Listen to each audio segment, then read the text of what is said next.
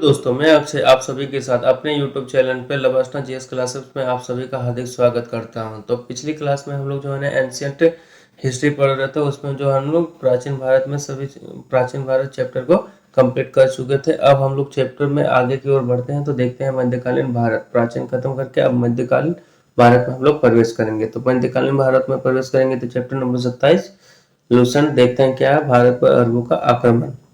भारत पर अरबी जो आक्रमण किए थे उनके विषय में अब हम लोग जानेंगे। तो देखते हैं।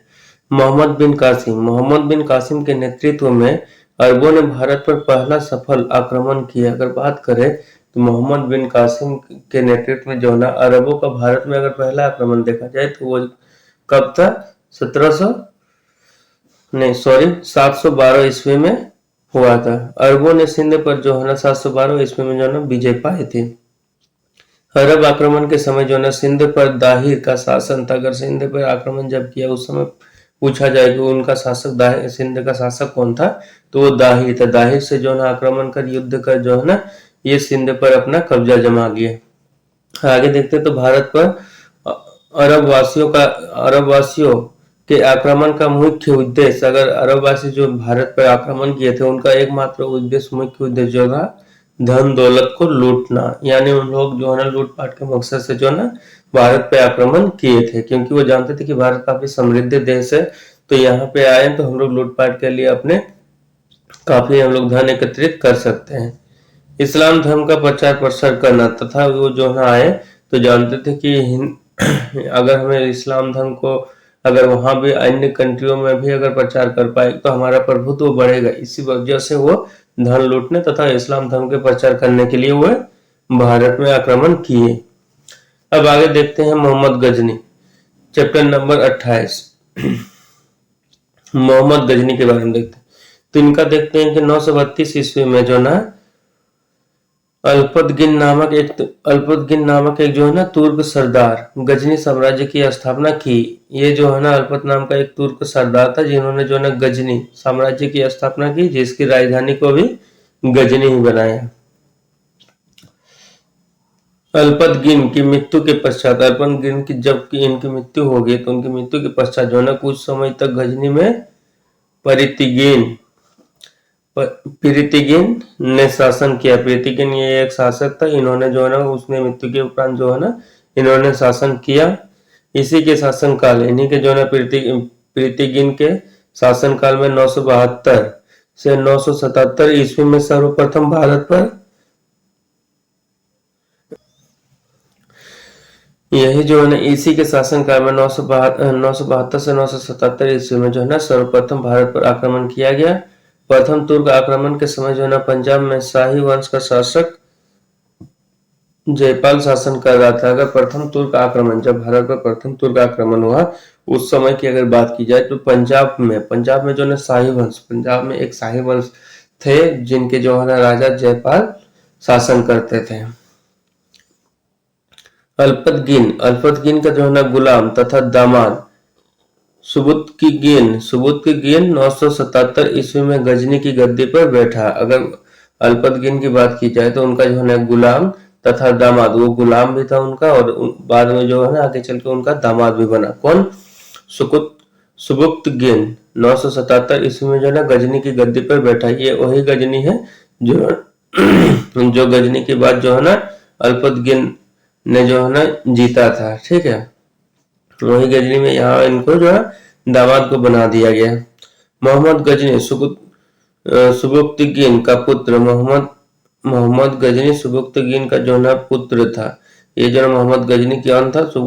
सुबुक्तगिन का पुत्र मोहम्मद गजनी था, जिसका जन्म जो है ना मोहम्मद गजनी का जन्म माना जाता है 1 नवंबर 971 को इनका जन्म माना जाता है ईस्वी को।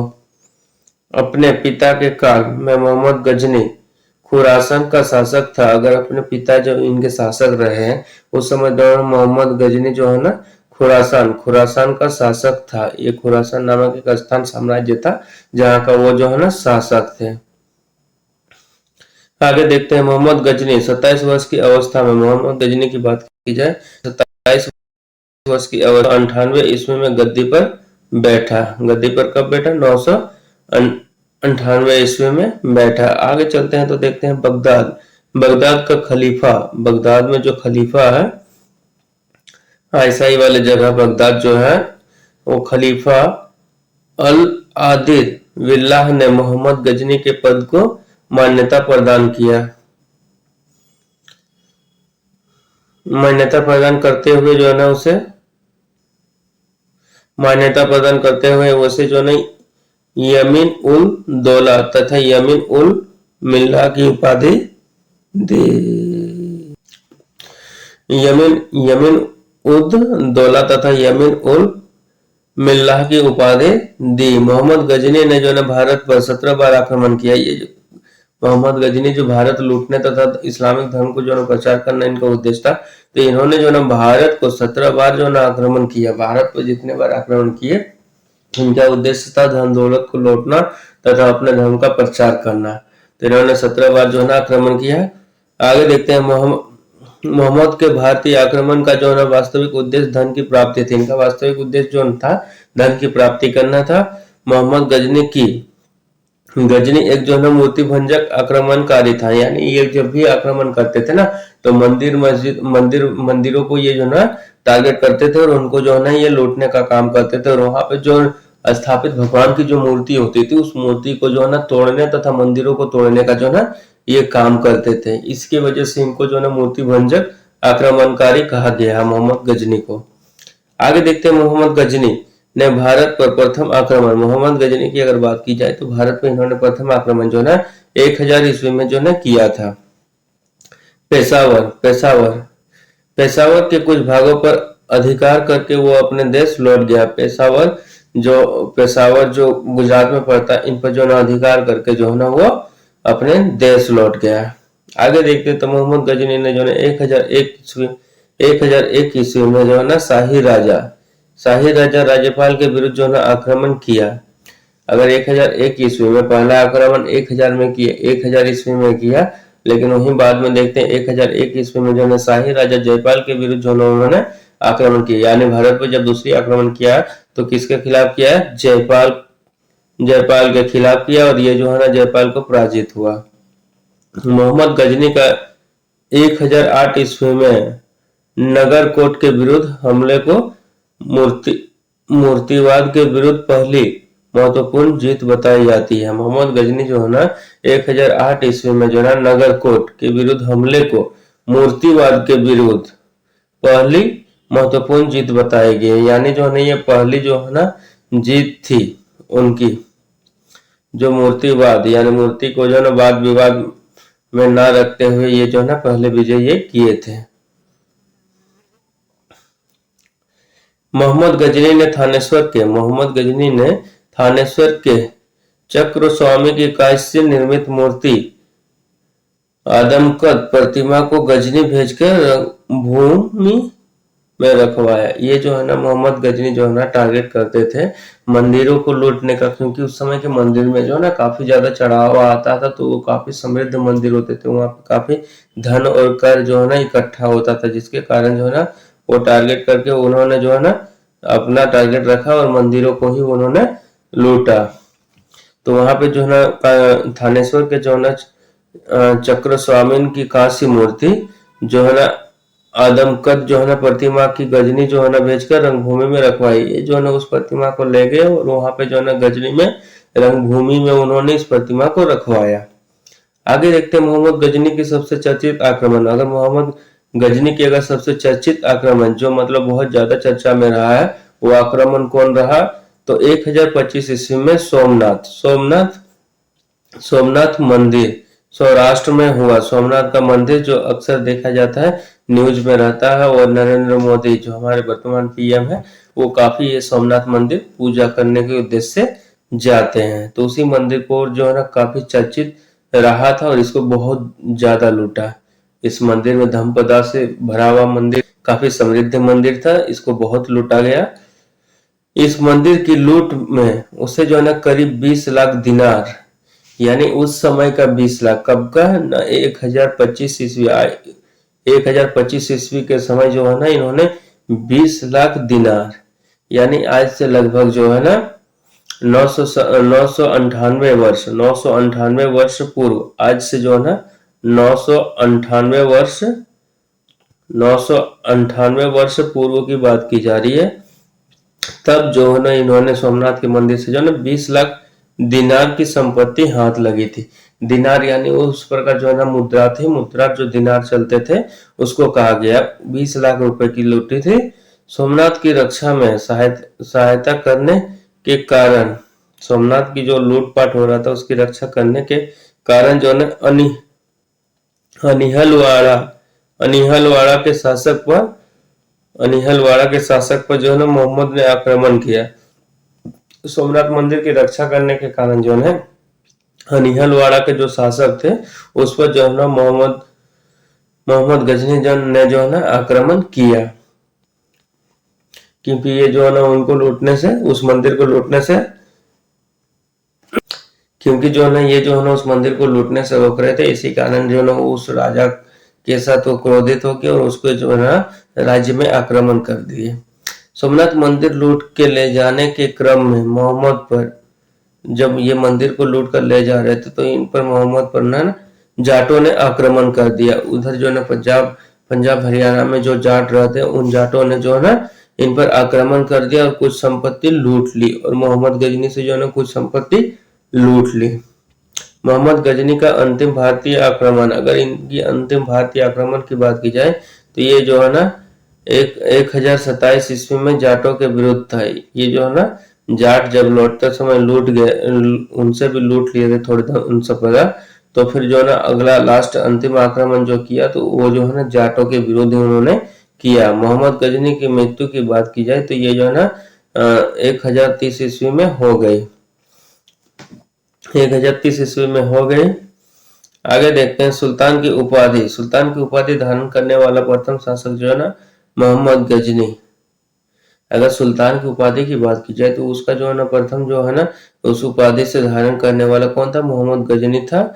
मोहम्मद की सेना में सेवंदराय एवं तिलक जैसे हिंदू उच्च पदों पर आसीन थे। अगर इनकी मोहम्मद की सेना की बात की जाए तो इनमें जो है ना कुछ हिंदू जो है ना सैनिक भी इसमें सम्मिलित थे, जिनमें नाम आता सेवंदराय एवं तिलक जैसे जो ना हिंदू उच्च पदों पर, ये जो ना काफी उच्च और सम्मानजनक पद पर मौजूद थे।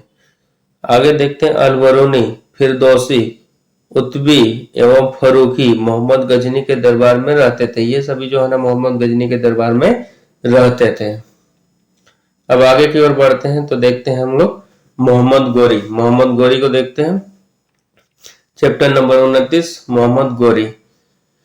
गौर मोहम्मद गजनी के अधीन एक छोटा सा राज्य था। गौर जो है ना गौर मोहम्मद गजनी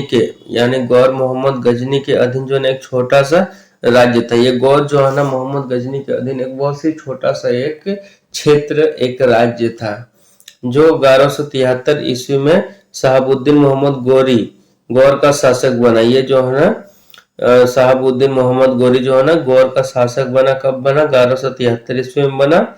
इसने जो है ना भारत पर पहला आक्रमण, इनके जो है ना शहाबुद्दीन मोहम्मद गोरी की आक्रमण की बात की जाए तो पहला आक्रमण जो है ना 1175 ईस्वी में मुल्तान के विरुद्ध किया था।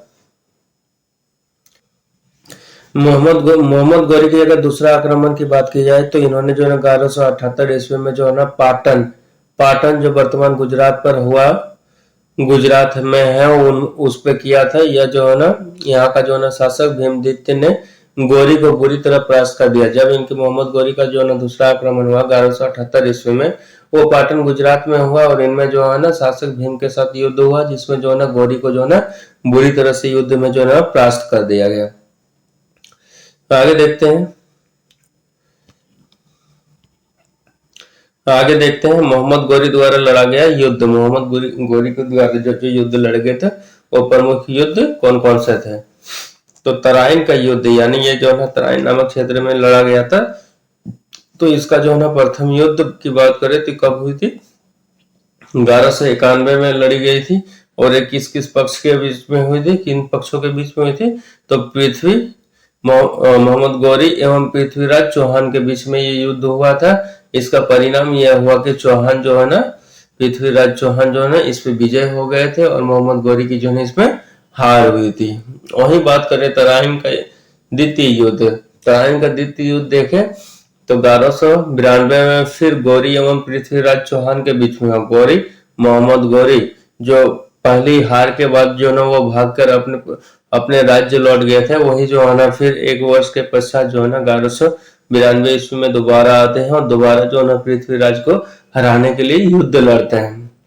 तो इस युद्ध का परिणाम क्या हुआ, तराइन का द्वितीय युद्ध का परिणाम, इसमें जो है ना मोहम्मद गौरी जो है ना विजय हुई। आगे देखते हैं चंदवार का युद्ध। चंदवार की युद्ध की बात की जाए तो ये जो है ना 1194 ईस्वी में हुआ और ये जो है ना गौरी एवं जयचंद के बीच में हुआ, जिसमें जो है ना गौरी विजय हुई।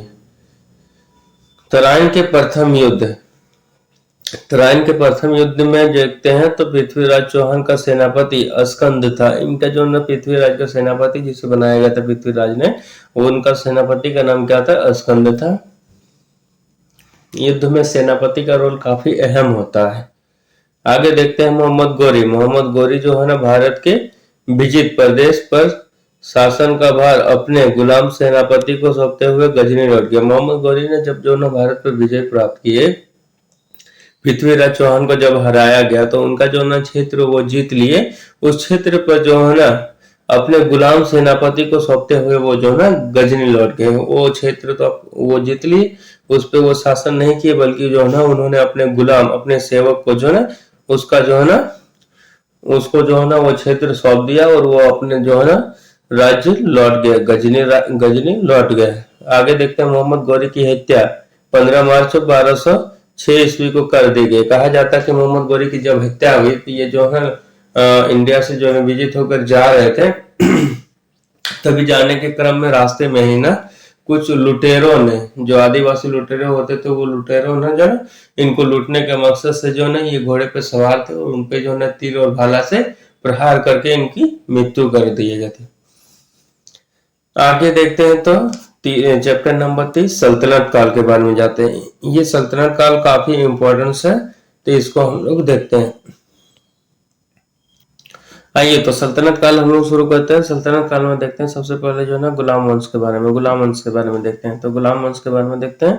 गुलाम वंश की स्थापना, गुलाम वंश की जो स्थापना की बात की जाए तो ये 1206 ईस्वी में कुतुबुद्दीन ऐबक ने किया था। कुतुबुद्दीन ऐबक ने किया था। वो जो है ना गौरी का गुलाम था। गौरी जो यहाँ जो मोहम्मद गौरी जो है विजित होके जो भारत में राज्य जीते गए थे, उस राज्य पे जो है अपने गुलाम को जो है ना उन्होंने सौंप कर वो जो है ना फिर गजनी वापस लौट गए हैं।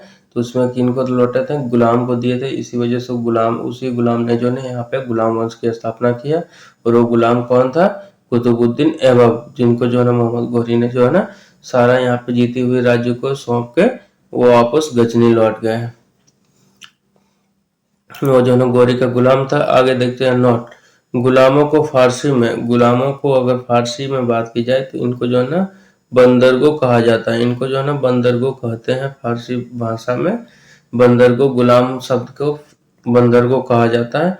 तथा इन्हें जो है सैनिक सेवा के लिए जो है खरीदा जाता है। और इनको जो है ना सैनिक में यानी जो है सैनिक सेवा यानी सेना में भर्ती करते जो है, इसमें जो है ना इनको जो है ना बाजार से जो है इनको खरीदा जाता है, सेवा के लिए खरीदा जाता है। यानी जो ना उस समय जो ना आदमी को बेचा एवं खरीदा जाता था। और उसमें जो ना वो लोग देखते थे बाजार में किसको हम अपने सेना में रखें, जिसके कारण हमारा सैन्य शक्ति मजबूत हो, तो वहीं बाजार से जो ना इनको खरीदा जाता था। आगे देखते हैं कुतुबुद्दीन ऐबक ने अपना राज्याभिषेक, कुतुबुद्दीन ऐबक की अगर बात की तो गुलाम वंश की स्थापना की और इन्होंने अपना राज्याभिषेक जो है ना 24 जून 1206 ईस्वी में किया। ठीक है, 24 जून 1206 ईस्वी में किया। कुतुबुद्दीन ऐबक ने अपनी राजधानी, इन्होंने जो है अपनी राजधानी बनाई, वो किसको बनाया, लाहौर में बनाया। लाहौर जो वर्तमान पाकिस्तान है, वहां पे इन्होंने अपने जो है राजधानी बनाया। आगे देखते हैं कुतुब मीनार की नींव। दिल्ली में जो देखते हैं हम लोग कुतुब मीनार, उस कुतुब मीनार की नींव की अगर बात की जाए तो कुतुबुद्दीन ऐबक ने डाली थी। अगर कभी भी अगर दिल्ली जैसे क्षेत्र में अगर आए तो दिल्ली जैसे क्षेत्र में देखते हैं कि कुतुब मीनार नाम कुतुब मीनार जो है इन्हीं के द्वारा जो है ना इसकी नींव जो पड़ी थी, यानी शुरुआत जो है ना इन्हीं के द्वारा किया गया था। ये कुतुब मीनार वगैरह इस तरह हिस्टोरिकल ऐतिहासिक स्थल इसलिए बनाते थे ताकि वो जानते थे कि एक दिन हमारी मृत्यु तो हो जाएगी, अगर हमको किसी तरह से अगर वर्तमान में अगर नाम में रहे अपना नाम को अमर बनाना है तो हमें इस तरह के कृत्य करके कुछ स्मरण स्थल वगैरह कुछ बना के हम अपने आप को अमर बना सकते हैं।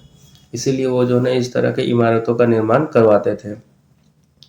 आगे देखते हैं दिल्ली का जो है ना कुवत उल इस्लाम, दिल्ली का जो है ना कुवत उल इस्लाम मस्जिद एवं अजमेर में जो है ना 2.5 दिन का झोपड़ा नामक मस्जिद जो है ना का निर्माण ऐबक ने करवाया था। ये जो है ना कुतुब उल इस्लाम मस्जिद और अजमेर का जो है ना 2.5 दिन का झोपड़ा ये काफी फेमस है। इन्होंने जो है ना कुतुबुद्दीन ऐबक ने जो है बनाया था। सॉरी, मस्जिद का निर्माण जो है ना कुतुबुद्दीन ऐबक ने करवाया था। कुतुबुद्दीन ऐबक को जो है ना लाख बख्श का नाम से भी इसको जानते थे, यानी जो ना लाखों का दान देने वाला। लाख बख्श का अर्थ होता है कि लाखों की दान देने वाला भी इसे कहा जाता था। अब आगे देखते हैं मंगोल। आगे हम लोग देखें तो मंगोल के बारे में देखते हैं। मंगोल के बारे में क्या है, मंगोल जो है ना चीन के उत्तर में गोबी के रेगिस्तान, ये जो है ना चीन में जो है ना गोबी का रेगिस्तान पड़ता है के निवासी थे। ये जो है ना मंगोल चीन में स्थित गोबी के रेगिस्तान के ये निवासी थे, यानी जो है ना काफी रेगिस्तान में रहते, तो रेगिस्तान वैसे क्षेत्र को कहते हैं जहाँ वर्षा कम होती है एवं पानी जो है ना काफी जमीन में काफी नीचे इसका स्तर होता है, उसको रेगिस्तान बोलते हैं। ठीक है, यहाँ धूल मिट्टी ये सब धूल के रूप में रेत अत्यधिक मात्रा में उपलब्ध होते हैं। वो एक घूमने फिरने वाला अर्ध सभ्य जाति था। ये जो है ना मंगोल जो थे ये घूमने फिरने वाला एक अर्ध सभ्य, यानी बहुत ज्यादा ये समाज से सभ्य नहीं थे। समाज में कुछ भी इनका सभ्य का मतलब है कि समाज से ये लोग थोड़ा कटे हुए थे और सभ्य नहीं थे। किसी भी बात को लेके किस तरह से किस काम को करना चाहिए या तो सही गलत का जो फर्क होना चाहिए वो उनको इतना अच्छा से नहीं पता था, और ये घूमने फिरने वाला था। उनका जो है ना मुख्य पेशा, अगर मंगोल का मुख्य पेशा कहा जाए तो इनको जो है ना घोड़ों तथा अन्य पशुओं का पालन करना था। ये क्या करते थे, मुख्य पेशा के रूप में घोड़े का पालन करते थे एवं अन्य पशु जो भी होते थे उनको भी ये पालते थे। वे जो है ना बहुत गंदे रहते थे। ये मंगोल जो है ना रेगिस्तान में पानी नहीं होने के कारण जो है ना ये काफी गंदे रहते थे। गंदे कपड़े पहनना, गंदे खाना खाना, ये सब जो है ना अपने साफ सफाई का ध्यान ये लोग नहीं रखते थे तथा सभी प्रकार का मांस खाते थे। और ये जो है ना जितने प्रकार के भी मांस मिलते थे, चाहे वो किसी जानवर के हो या तो फिर किसी पक्षी के हो या फिर किसी पशु वगैरह के हो, सर्प वगैरह हो, कुछ भी ये लोग खा लेते थे मांस। उनमें जो है ना स्त्री विषयक नैतिकता का सर्वथा स्वभाव अभाव था। उनमें जो है ना स्त्री विषयक यानी स्त्री का जो है ना नैतिकता में क्या होता है कि सही और गलत चीजों की जो है ना का सर्वथा अभाव था। महिला के प्रति हमारा कैसा रवैया होना चाहिए, क्या सही है क्या गलत है, इन चीजों का जो है ना हमेशा मंगोलों में जो है ना कमियां देखी गई है। वो लोग इसका महिलाओं का पूर्णतः जो है ना नैतिक रूप से क्या सही क्या गलत होना चाहिए उनके प्रति उस तरह का व्यवहार उन लोग का नहीं था। आगे देखते हैं, यद्यपि माँ का सम्मान करते थे वो जो है ना यहाँ पे देखते हैं कि वो जो है ना माँ का सम्मान तो करते थे। वे जो है ना विभिन्न कबीलों में बटे हुए थे, वे जो है ना काफी विभिन्न कबीलों में जो है ना बटे हुए थे। उन्हीं कबीलों में से जो है ना देखे तो वो जो है ना जो रहते थे मंगोल, तो वो काफी छोटे छोटे कबीलों में जो है ना बटे हुए थे। और उन्हीं कबीलों में से एक कबीला जिनको जो है 1163 ईस्वी में तेमुचिन उर्फ चंगेज खां का जन्म हुआ। उन्हीं कबीलों में से एक देखते हैं कि 1163 ईस्वी में तेमुचिन उर्फ चंगेज खां का जो है ना जन्म हुआ, जिसे महान चंगेज द ग्रेट और श्रापित दोनों से पुकारा गया। चंगेज खां उन्हीं में से जो है उनका जन्म हुआ 1163 में, उन्हीं कबीलों में से एक कबीले में से, और उन्हें जो है ना महान चंगेज के नाम से भी जाना गया और उन्हें जो है ना श्रापित भी पुकारते थे। महान एवं श्रापित भी पुकारा जाता था। इसका जो है ना पिता येसुगाई बहादुर था। अगर चंगेज खां के पिता की बात की जाए तो वो कौन थे? येसुगाई बहादुर था। आगे देखते हैं नोट। आगे देखते हैं नोट में। नोट कुतुबुद्दीन के समय में कुतुबुद्दीन की केवल पहली मंजिला बना सकी। अगर कुतुबुद्दीन के समय देखे, कुतुबुद्दीन ऐबक जो है ना कुतुब मीनार का जो है ना नींव डाला, और इन्होंने जो है ना अपने समय काल में जो है ना कुतुब मीनार की जो है ना पहली मंजिल, यानी जो कुतुब मीनार जो 4 मंजिला में बना हुआ है, इनका जो है ना पहला मंजिला ही जो है ना कुतुब मीनार जो बनी हुई है, कुतुब मीनार की आकृति देखे तो इस प्रकार की जो कुतुब मीनार की आकृति बनी हुई है, इसमें से जो है ना वो पहला मंजिला ही जो है ना बना पाए, पहला मंजिला ही बना पाए। इल्तुमिश ने इसे जो है ना 225 फीट ऊंचा 4 मीनार बना दिया। वही बात करें तो इल्तुमिश की, इनके बाद के जो इल्तुमिश आया उन्होंने इसी को जो है ना 4 मंजिला बना दिया। कुतुब मीनार की ऊंचाई कितनी? 225 फीट बना दिया और 4 मंजिला बना दिया। फिरोज तुगलक के समय बिजली गिरने के कारण इसकी चौथी मंजिला नष्ट हो गया। फिरोज शाह तुगलक जब यहाँ पे शासन कर रहे थे तो उन्हीं के समय काल में देखे तो ये कुतुब मीनार पे बिजली गिरने के कारण, यानी वर्षा जब होती है तो तड़ी चालक जो गिरता है बिजली जो गिरती है, उसी से जो है इनका पहला मंजिला जो है ना वो गिरने के कारण इसकी चौथी मंजिला जो है ना नष्ट हो गई है। जो ऊपर वाला जो मंजिला है ये जो है ना नष्ट हो गई, जिसके कारण जो है फिरोज ने इसे 2 छोटी मंजिलों में बनवा दिया। जिसके कारण जो है फिरोज ने इसे 2 छोटी मंजिलें बनवा दी। इसी के कारण जो है फिरोज ने इसको 2 छोटी मंजिलों में फिर तब्दील कर दिया, जिससे जो है ना इसमें 5 मंजिला हो गया। इन्हीं चौथी जो मंजिला था इसको छोटे छोटे बांट दिया, जिसके कारण जो है ये कुतुब मीनार 5 मंजिला बन गया। और जो है ना ऊंचाई 9 फीट बढ़ गई, और ऊंचाई जो पहले 225 फीट थी उसमें से 9 फीट बढ़ गई और बढ़कर कितना हो गई? 234 फीट हो गई। आगे देखते हैं तो प्राचीन नालंदा विश्वविद्यालय जो है उनको जो ना ध्वस्त करने वाला ऐबक का सहायक सेना नायक बख्तियार खिलजी था। अगर जो बिहार में जो नालंदा विश्वविद्यालय हमें दिखती है, नालंदा जिले में जो है, उनकी अगर बात किया जाए तो वो विश्वविद्यालय की जो है ना नष्ट करने का अगर श्रेय जाता, ध्वस्त करने का जाता, तो वो ऐबक का जो है ना सहायक सेना नायक, ऐबक का जो है ना कुतुबुद्दीन ऐबक का जो है ना सेवा नायक जो है ना बख्तियार खिलजी, उन्होंने जो है ना नालंदा विश्वविद्यालय को नष्ट कर दिया और नालंदा के विश्वविद्यालय को लूट कर उनके जो है ना जितने ग्रंथ वगैरह थे उनको जो है ना वो आग लगा दिया। उनकी जो लाइब्रेरी थी, नालंदा विश्वविद्यालय की जो लाइब्रेरी थी, उनको जो ना उन्होंने आग लगाकर नष्ट कर दिया। कहा जाता है कि वो आग इतनी भीषण आग थी, इतनी पुस्तकें थी उस विश्वविद्यालय में, जो आग कम से कम 1 महीने तक वो एक प्रकार वो आग जलती रही। आगे देखते हैं ऐबक की मृत्यु की बात की जाए तो वो जो है ना 1210 ईस्वी में चौगान खेलते समय घोड़े से गिरकर हो गई।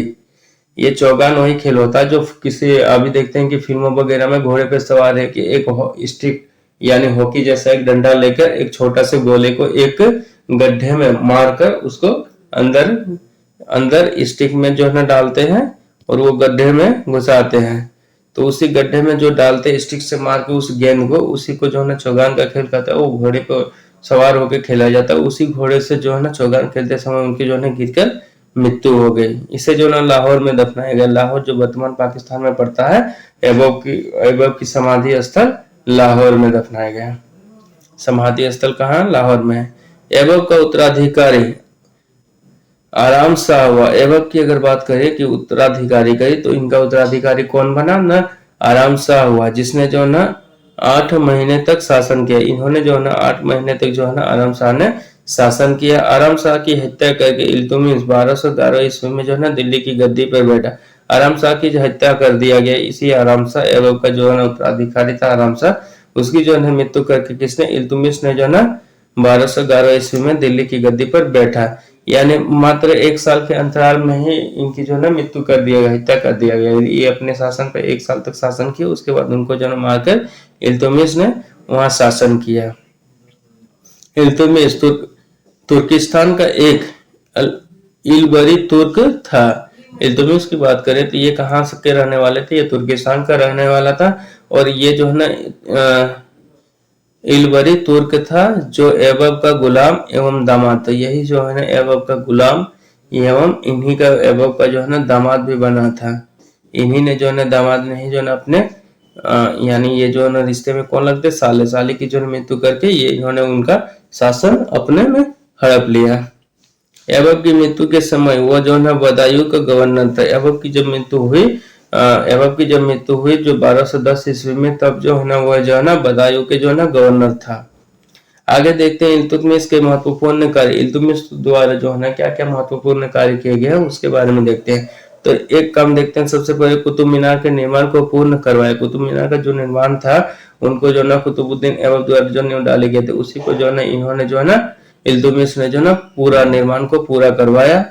दूसरा देखते हैं, सबसे पहले जो ने युद्ध अरबी सिक्के जारी किए। सबसे पहले ने जो ने इन्होंने शुद्ध अरबी सिक्के जारी किए। इन्होंने जो है ना अरबी सिक्के के रूप में जो है जारी करवाए यहाँ के बाजार व्यवस्था को बनाने के लिए। और ये जो है ना चांदी का टंका एवं तांबा का जीतल, और ये जो सिक्के बनाया गया था ये चांदी के टंका से और चांदी एवं तांबा के जीतल से जो है मिश्रित ये सिक्के था। इक्ता प्रणाली चलाई, ये जो इक्ता का जो टैक्स वगैरह होता है वो प्रणाली चला है। फिर जो है ना चौथा काम देखते हैं, 40 गुलाम सरदारों का संगठन बनाया। यानी 40 गुलाम जो है ना सरदारों का एक संगठन बना दिया जो तुर्कान ए चिलगानी के नाम से जाना जाता है। जो तुर्कान ए चिलगामी के नाम से जाना जाता था ये 40 गुलामों का सरदार को संगठन को। पांचवा देखते हैं, सर्वप्रथम दिल्ली के अमीरों का दमन किया। ये जो है ना इल्तुतमिश जो थे ये जो है ना जो इतने जो है ना पूंजीपति वर्ग होते थे उनके जो है ना ये विरोधी हुआ करते। तो सबसे पहले इन्होंने क्या किया, अमीर लोगों के खिलाफ जो है ना इन्होंने दमन करना शुरू किया, अमीरों का दमन करना शुरू किया। यानी उनसे लूटना, उनको कर के रूप में ज्यादा टैक्स वसूल करना, ये सब कार्य जो उन्होंने किया। अब आगे देखते हैं, पृथ्वीराज तृतीय ने स्वयं से जो है ना जयचंद की पुत्री संयोगिता का अपहरण कर लिया। अब देखते हैं पृथ्वीराज तृतीय ने स्वयंवर से जो ना पहले जो है ना स्वयंवर रचा जाता था, उसमें सभी राजा महाराजाओं को आमंत्रित किया जाता, राजकुमारों को आमंत्रित किया जाता था। एवं जो है ना उसमें जो है ना राजकुमारी जो है ना अपने पसंद से स्वयंवर यानी अपने पसंद से जो है ना किसी वर को चुनते थे और अपनी स्वेच्छा के साथ जो है ना उसके साथ विवाह करते थे। तो उसी जो है ना स्वयंवर से जो है ना इन्होंने पृथ्वीराज तृतीय ने संयोगिता नामक जो राजकुमारी थी उनका जो है ना अपहरण कर लिया। इस वंश का अंतिम शासक जयचंद था। अगर इस वंश का अंतिम शासक की बात किया जाए तो ये जो है ना जयचंद था, जिसे जो है गौरी ने 1194 ईस्वी में चंदवार युद्ध में मार डाला। जिसमें जो है ना गौरी के साथ जो है ना युद्ध हुआ था, चंदवार का युद्ध हुआ था 1194 में। उसमें जो ना मोहम्मद गौरी ने जो है इनको मार डाला था। युद्ध में जो है ये वीरगति को प्राप्त कर गए थे। आगे देखते हैं चाहमान या चौहान वंश। आगे जो है ना जो वंश आता है उसमें देखते हैं चाहमान या जो है ना चौहान वंश। इसमें देखते हैं चौहान वंश का संस्थापक। अगर चौहान वंश के संस्थापक की बात की जाए तो देखते हैं वसुदेव का नाम आता है। इस वंश की प्रारंभिक राजधानी की बात की जाए तो वो अहिछत्र थी, और बाद में जो है ना यह अजय राज द्वितीय ने जो है ना अजमेर नगर की स्थापना की। और बाद में देखे तो अजय राज द्वितीय जो राजा था, अजय राज द्वितीय, इन्होंने जो है अजमेर नगर की स्थापना की। अजमेर जो वही राजस्थान में पड़ता है, वो अजमेर की जो है ना उन्होंने स्थापना की और इसे ही जो है अजमेर को ही राजधानी बनाया।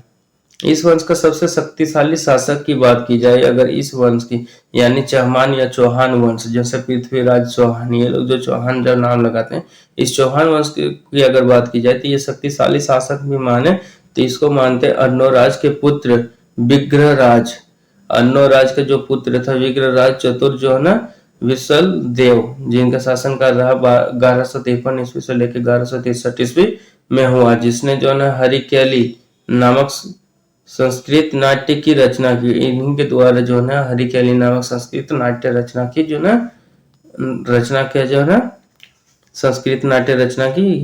ठीक है, आगे देखते हैं सोमदेव विग्रहराज चतुर्थ के राज कवि थे। अगर सोमदेव की बात की जाए तो ये विग्रह राज्य चतुर के जो है ना राज्य कवि थे। इन्होंने ललित विग्रह राज नामक नाटक लिखी है।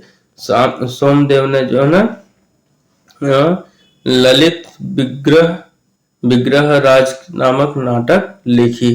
अब आगे देखते हैं अढ़ाई दिन का झोपड़ा। अढ़ाई दिन का झोपड़ा जो पिछले में भी हम लोग चैप्टर में भी देखे, अढ़ाई दिन का झोपड़ा नामक मस्जिद शुरू में विग्रह राज चतुर द्वारा निर्मित एक विद्यालय था। ये जो ढाई दिन का झोपड़ा जो है ना पहले शुरुआत में देखी जाए तो ये जो है ना नामक मस्जिद शुरू से जो है ना विग्रह राज चतुर का द्वारा निर्मित एक विद्यालय था। यही जो है ना एक ढाई दिन का झोपड़ा जो है ना एक विद्यालय के रूप में पहले था।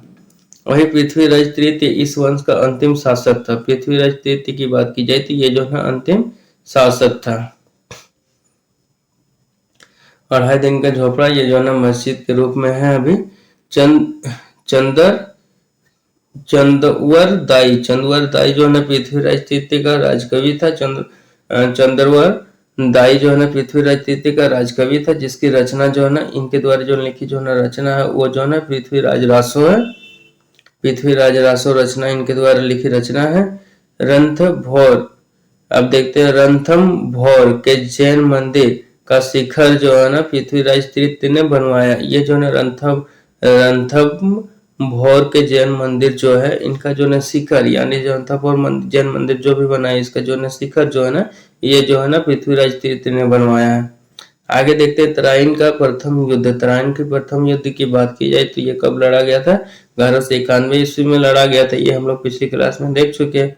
ठीक है, तराइन का युद्ध किसके बीच हुआ था? पृथ्वीराज के बीच में हुआ था, चौहान के बीच में हुआ था एवं मोहम्मद गौरी के बीच में हुआ था।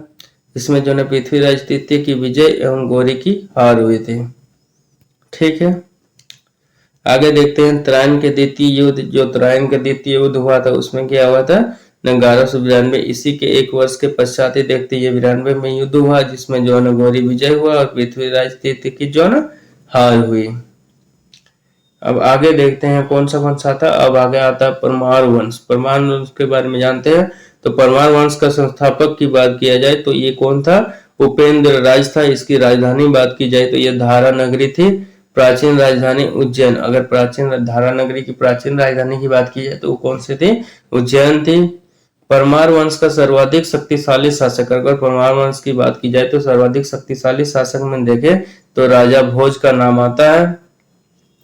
राजा भोज ने जो है ना भोपाल के दक्षिण में भोजपुर नामक झील का निर्माण किया। अगर कभी भी आप राजा भोज के क्षेत्र में जाना चाहे तो देखिएगा कि भोपाल जो पड़ता है, भोपाल के क्षेत्र में एक जो है ना भोजपुर नामक झील का निर्माण किया। ये झील जो है ना काफी बड़ी झील है। इसमें मैं एक बार गया हूँ भोपाल, तो इस झील को मैंने देखा है। तो ये झील जो है ना काफी बड़ी है और इसी झील के किनारे वही झील के सामने ही जो है ना राजा भोज की एक विशाल प्रतिमा भी बनाई गई है। तो राजा भोज के द्वारा ही जो है ना भोजपुर नामक झील की स्थापना की गई।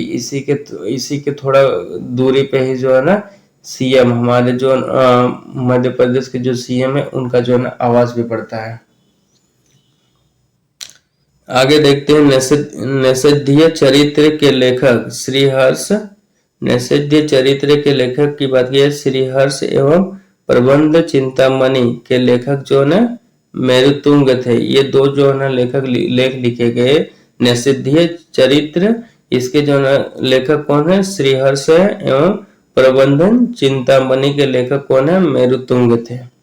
आगे देखते हैं राजा भोज। राजा भोज जो थे इनके जो है चिकित्सा गणित एवं व्याकरण पर अनेक ग्रंथ लिखे गए। राजा भोज के जो है चिकित्सा गणित एवं व्याकरण जो है ना राजा भोज ने इन पर जो है काफी जो है लेख लिखे। भोजकृत्य युक्ति कल्पत्रु में वस्तु शास्त्र के साथ साथ विविध जो है वैज्ञानिक यंत्रों एवं उनके जो है उपयोगों का उल्लेख किया। इन्होंने जो है अपने यंत्रों एवं जो है यंत्रों और उन यंत्रों के जो है उपयोग के जो है काफी सारे जो है उल्लेख किए हैं। नवसाव चरित्र के रचयिता पद्मगुप्त, 10 रूपक के रचयिता धनंजय धनिक एवं हलायुद्ध एवं अमित गति जैसे विद्वान वाचस्पति मुंज के दरबार में रहते थे। वागपति मुंज के दरबार में जो है ना ये रहते थे। अब आगे देखते हैं कविराज की उपाधि। कविराज की उपाधि में विभूषित शासक था राजा भोज। अगर कविराज की उपाधि से जो है विभूषित शासक यानी जो है ना कविराज की उपाधि से जिनको सम्मानित किया गया था, विश्वभूत यानी वशीभूत किया गया था, सम्मानित किया गया था, वो कौन थे? राजा भोज थे। भोज ने अपने राजधानी में सरस्वती मंदिर का निर्माण करवाया। भोज ने जो है अपनी राजधानी में जो है सरस्वती मंदिर, माता जो है ना सरस्वती के लिए जो है एक मंदिर का निर्माण करवाया। इस मंदिर के परिसर में संस्कृत विद्यालय भी खोला गया। इस मंदिर के ही जो परिसर में देखे तो जो है ना संस्कृत विद्यालय भी खोला गया। राजा भोज के शासनकाल में धारा नगरी विद्या के विद्वानों का प्रमुख केंद्र था। राजा भोज का जो नहीं काल रहा था, ये काल जो है ना उस समय जो है शिक्षा व्यवस्था काफी जो है इनका जो है ना समर्पित था। ये जो है काफी मंदिर और काफी शिक्षा को जो है बढ़ावा देने वाले राजा में से एक थे। इनके जो है ना तो धारा नगरी जो इनकी जो है अब राजधानी थी धारा नगरी, वो जो है ना विद्या का प्रमुख केंद्र बन गया था, शिक्षा का प्रमुख केंद्र बन गया था। वहां जो है ना लोगों को शिक्षा दी जाती थी, उसका जो है प्रमुख केंद्र बन गया था। उसने जो है चित्तौड़ में, यही नहीं मध्य प्रदेश से लेकर चित्तौड़ जो राजस्थान में पड़ता है, वहां भी जो है ना इन्होंने त्रिभुवन नारायण मंदिर का निर्माण किया। वहां भी जो है इन्होंने त्रिभुवन नारायण का जो है ना मंदिर का जो है निर्माण करवाया। आगे देखते हैं भोजपुर नगर की स्थापना राजा भोज ने की। अगर भोजपुर नगर की स्थापना की बात की जाए तो ये जो है ना राजा भोज ने ही किया और अपने ही नाम से जो है ना भोजपुर नगर बसाया। आगे देखते हैं परमार वंश। परमार वंश के बाद जो है ना तोमर वंश आता है। उसके बाद जो है ना चहमान वंश या चौहान वंश, और अंततः जो है ना 1297 ईस्वी में अलाउद्दीन खिलजी के सेनापति नसरत खां और उलुग खां ने मालवा पर अधिकार कर लिया। और अंततः देखते हैं इन सभी वंशों के उपरांत जो है ना बाद में देखते हैं नसरत खां और उलुग खां के मालवा पर अधिकार कर लिया, अलाउद्दीन खिलजी के सेनापति जो था। आगे देखते हैं चंदेल वंश। चंदेल वंश के बारे में अब देखते हैं चंदेल वंश। ये प्रतिहार साम्राज्य के पतन, प्रतिहार वंश का जैसे ही जो है पतन होता है, उसके बाद देखते हैं बुंदेलखंड की भूमि। बुंदेलखंड की जो भूमि है पर जो है चंदेल वंश का स्वतंत्र राजनीतिक इतिहास प्रारंभ हुआ। चंदेल वंश का जो है स्वतंत्र राजनीतिक इतिहास जो है प्रारंभ हुआ। ठीक है, आगे देखते हैं बुंदेलखंड। बुंदेलखंड जो उत्तर प्रदेश में पड़ता है। बुंदेलखंड की प्राचीन नाम जैजाक भुक्ति है। चंदेल वंश का संस्थापक की बात किया जाए तो वो ननकू। चंदेल वंश का संस्थापक कौन थे? ननकू थे। 831 ईस्वी था। इसकी राजधानी जो है खजुराहो। इसकी राजधानी की बात किया जाए चंदेल शासक की, इसकी राजधानी कहाँ थी? खजुराहो थी। प्रारंभ में इसकी राजधानी जो है ना कलिंजर महोबा थी। कलिंजर जो वर्तमान महोबा है वहां पे थी। राजा धंग ने जो ना अपनी राजधानी जो है ना कलिंजर से जो है खजुराहो में हस्तांतरित कर लिया। राजा धंग जो ये थे, इन्होंने जो है राजधानी कलिंजर से कहाँ कर लिया? खजुराहो स्थानांतरित कर लिया। चंदेल वंश का जो है प्रथम स्वतंत्र एवं सबसे प्रतापी राजा की बात की जाए तो कौन था? यशोवर्मन था। यशोवर्मन ने जो है कन्नौज पर आक्रमण कर जो है प्रतिहार राज देवपाल को जो है हराया। यशोवर्मन जो है राजा था जो है ना कन्नौज पर आधिपत्य स्थापित करने के लिए जो है ये प्रतिहार राजा, उस समय जो है प्रतिहार का राजा जो है देवपाल था, उनको जो है हराया और उस राज्य में जो है उन्होंने कब्जा किया और उससे जो है एक विष्णु की प्रतिमा जो है प्राप्त की। और उनसे जो है एक विष्णु भगवान की जो है प्रतिमा जो है प्राप्त की, जिसे उसने जो है खजुराहो के विष्णु मंदिर में स्थापित कर दिया। वो उनसे जो भगवान विष्णु की जो प्रतिमा ली गई, वो खजुराहो के विष्णु मंदिर में जो है उस प्रतिमा को उन्होंने स्थापित कर दिया यशोवर्मन ने।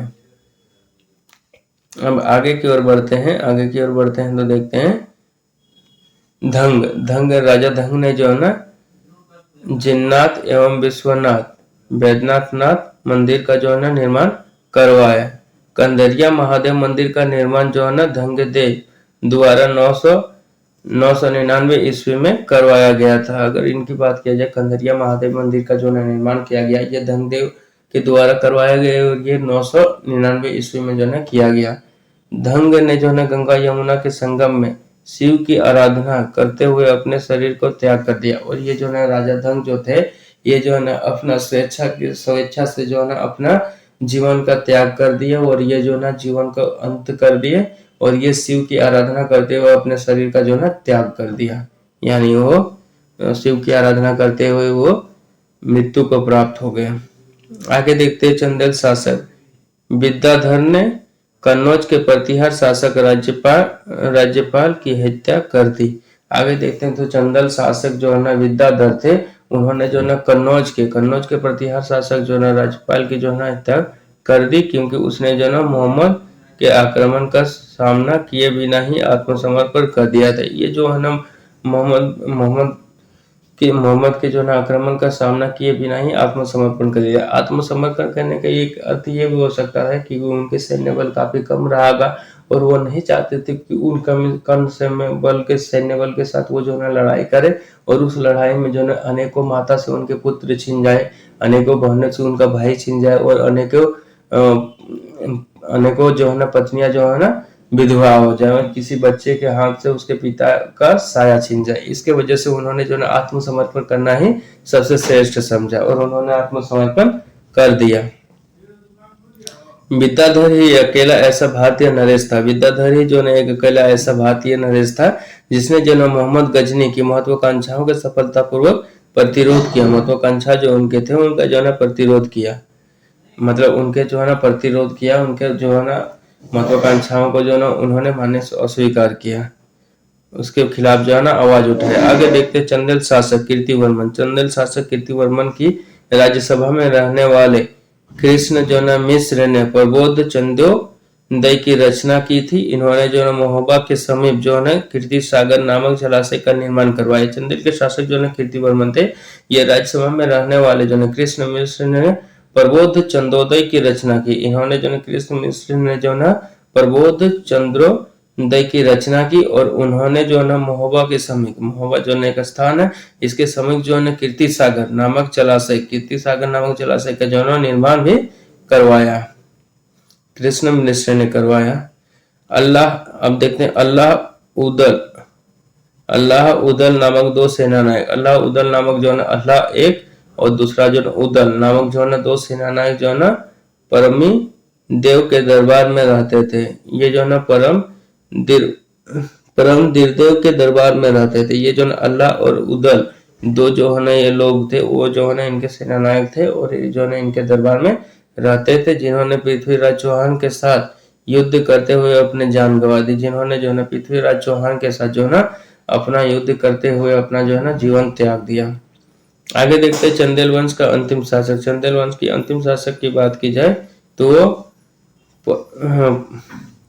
परम दिरदेव ने 1202 ईस्वी में जो है कुतुबुद्दीन ऐबक की अधीनता स्वीकार कर ली। इस पर जो है उसके मंत्री जयदेव ने उसकी हत्या कर दी। उनकी जो है अधीनता जैसे ही स्वीकार कर ली, उनके जो है मंत्री जयदेव थे, उन्होंने जो है उनकी हत्या कर दी।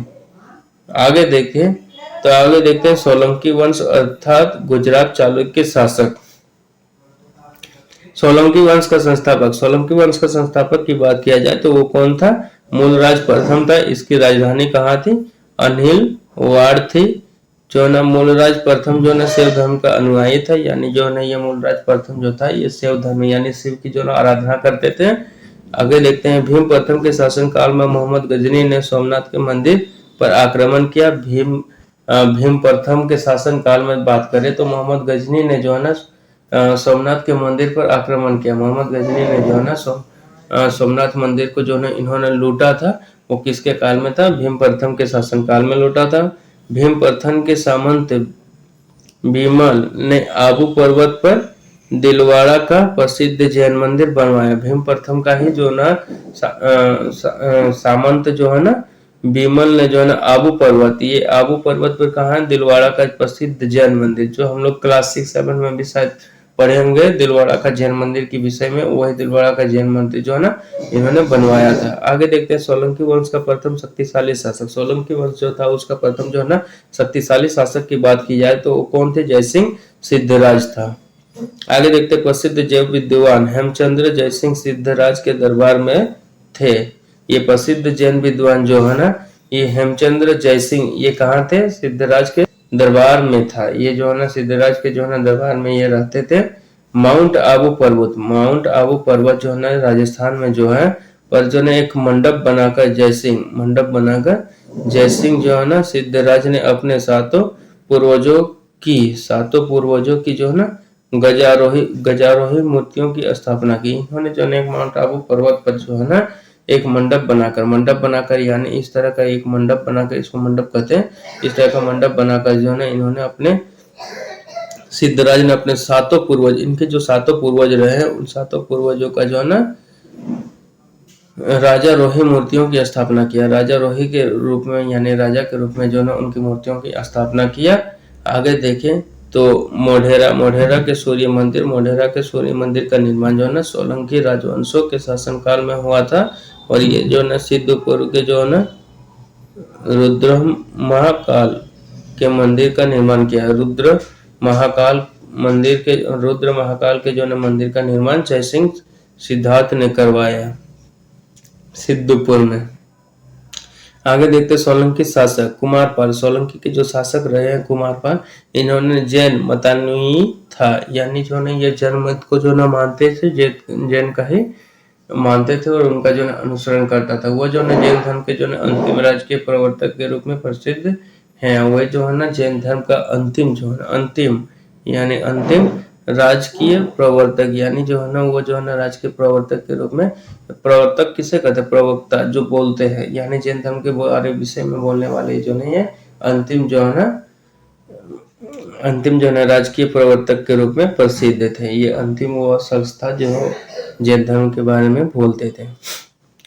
आगे देखते सोलंकी वंश का अंतिम शासक। सोलंकी वंश जो है ना इनका जो है ना अंतिम शासक की बात किया जाए तो वो कौन था? भीमदेत्य था। भीमदेत्य के एक समान लवन प्रसाद ने जो है ना गुजरात में जो है ना बघेल वंश की स्थापना की। गुजरात में इन्होंने जो है बघेल वंश की स्थापना किया। बघेल वंश का कर्णदित्य जो था ये गुजरात का अंतिम हिंदू शासक था। इसने जो है अलाउद्दीन खिलजी की सेना नायक का मुकाबला किया। इन्होंने जो है अलाउद्दीन खिलजी की जो है सेना का जो है मुकाबला किया था। आगे देखते हैं कलचुरी चेदी और राजवंश। कलचुरी चेदी जो है ना राजवंश, जो भी यहाँ पे राजवंश जो बने, इस राजवंश के विषय में देखते हैं। तो कलचुरी वंश की ये जो है कलचुरी राजवंश जो इनकी जो है स्थापना की बात की जाए तो कलचुरी वंश की स्थापना जो है ना कोकल था। इसकी जो है राजधानी त्रिपुरी थी। कोकल था और इसकी राजधानी की बात की जाए तो ये राजधानी कौन सी? त्रिपुरी थी। कलचुरी वंश का जो है शक्तिशाली शासक गंगेय देव था। कलचुरी वंश का अगर शक्तिशाली शासक की बात किया जाए तो वो कौन था? गंगेय देव था, जिसने जो है ना विक्रमादित्य की उपाधि धारण की। और गंगेय देव ने जो है ना विक्रमादित्य की जो है उपाधि को धारण किया था। पूर्व मध्यकाल में बात किया जाए तो स्वर्ण सिक्के के विलुप्त हो जाने के पश्चात उन्होंने सर्वप्रथम इसे जो है प्रारंभ किया। जब देखते हैं पूर्व मध्यकाल, यानी पूर्व मतलब मध्यकाल से पहले का, मध्यकाल से पहले में जो स्वर्ण सिक्के कुषाण वगैरह के समय से जो स्वर्ण सिक्के जो कुषाण वगैरह गुप्त और कुषाण चलाए थे, वो स्वर्ण सिक्के जो है विलुप्त हो जाने के यानी वो जो है देखने को नहीं मिलते थे। विलुप्त हो जाने के पश्चात जो है उन्होंने सर्वप्रथम इसे जो है प्रारंभ करवाया। उन्होंने जो है सर्वप्रथम जो विक्रमादित्य जो उपाधि थी उसको जो है उन्होंने प्रारंभ करवाया। अब देखते हैं कलचुरी वंश का सबसे महान शासक। कलचुरी वंश का सबसे महान शासक जो है कौन था? कर्णदेव था, जिसने जो है कलिंग पर विजय प्राप्त की, जिन्होंने कलिंग पर विजय प्राप्त की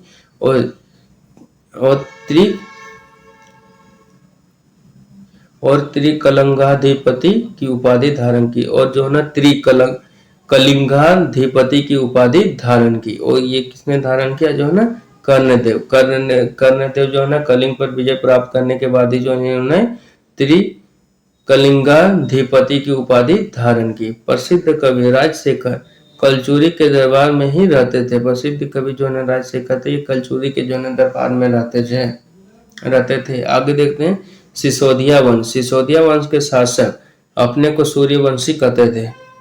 सिसोदिया वंश की संस्थापक की बात की है, शासक जो थे वो जो है अपने आप को सूर्यवंशी कहते थे, यानी जो है अपने आप को सूर्यवंशी नाम से कहलाते थे, जो मेवाड़ पर शासन करते थे। ये जो है सिसोदिया वंश का, अगर राजकुमार का वंशज का बात किया जाए तो अभी भी हमें इनका जो है वंशज देखने को मिलता है। तो ये जो है मेवाड़ पर शासन करते थे। मेवाड़ की राजधानी कहाँ थी? चित्तौड़ थी।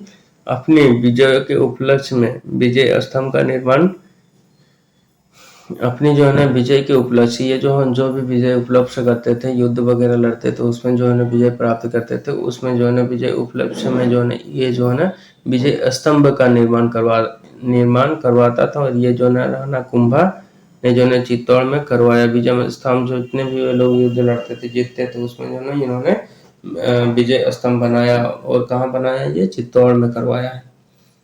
अब देखते हैं खतौली का युद्ध। खतौली का युद्ध जो है ना 1518 ईस्वी में राणा सांगा एवं इब्राहिम लोदी के बीच हुआ।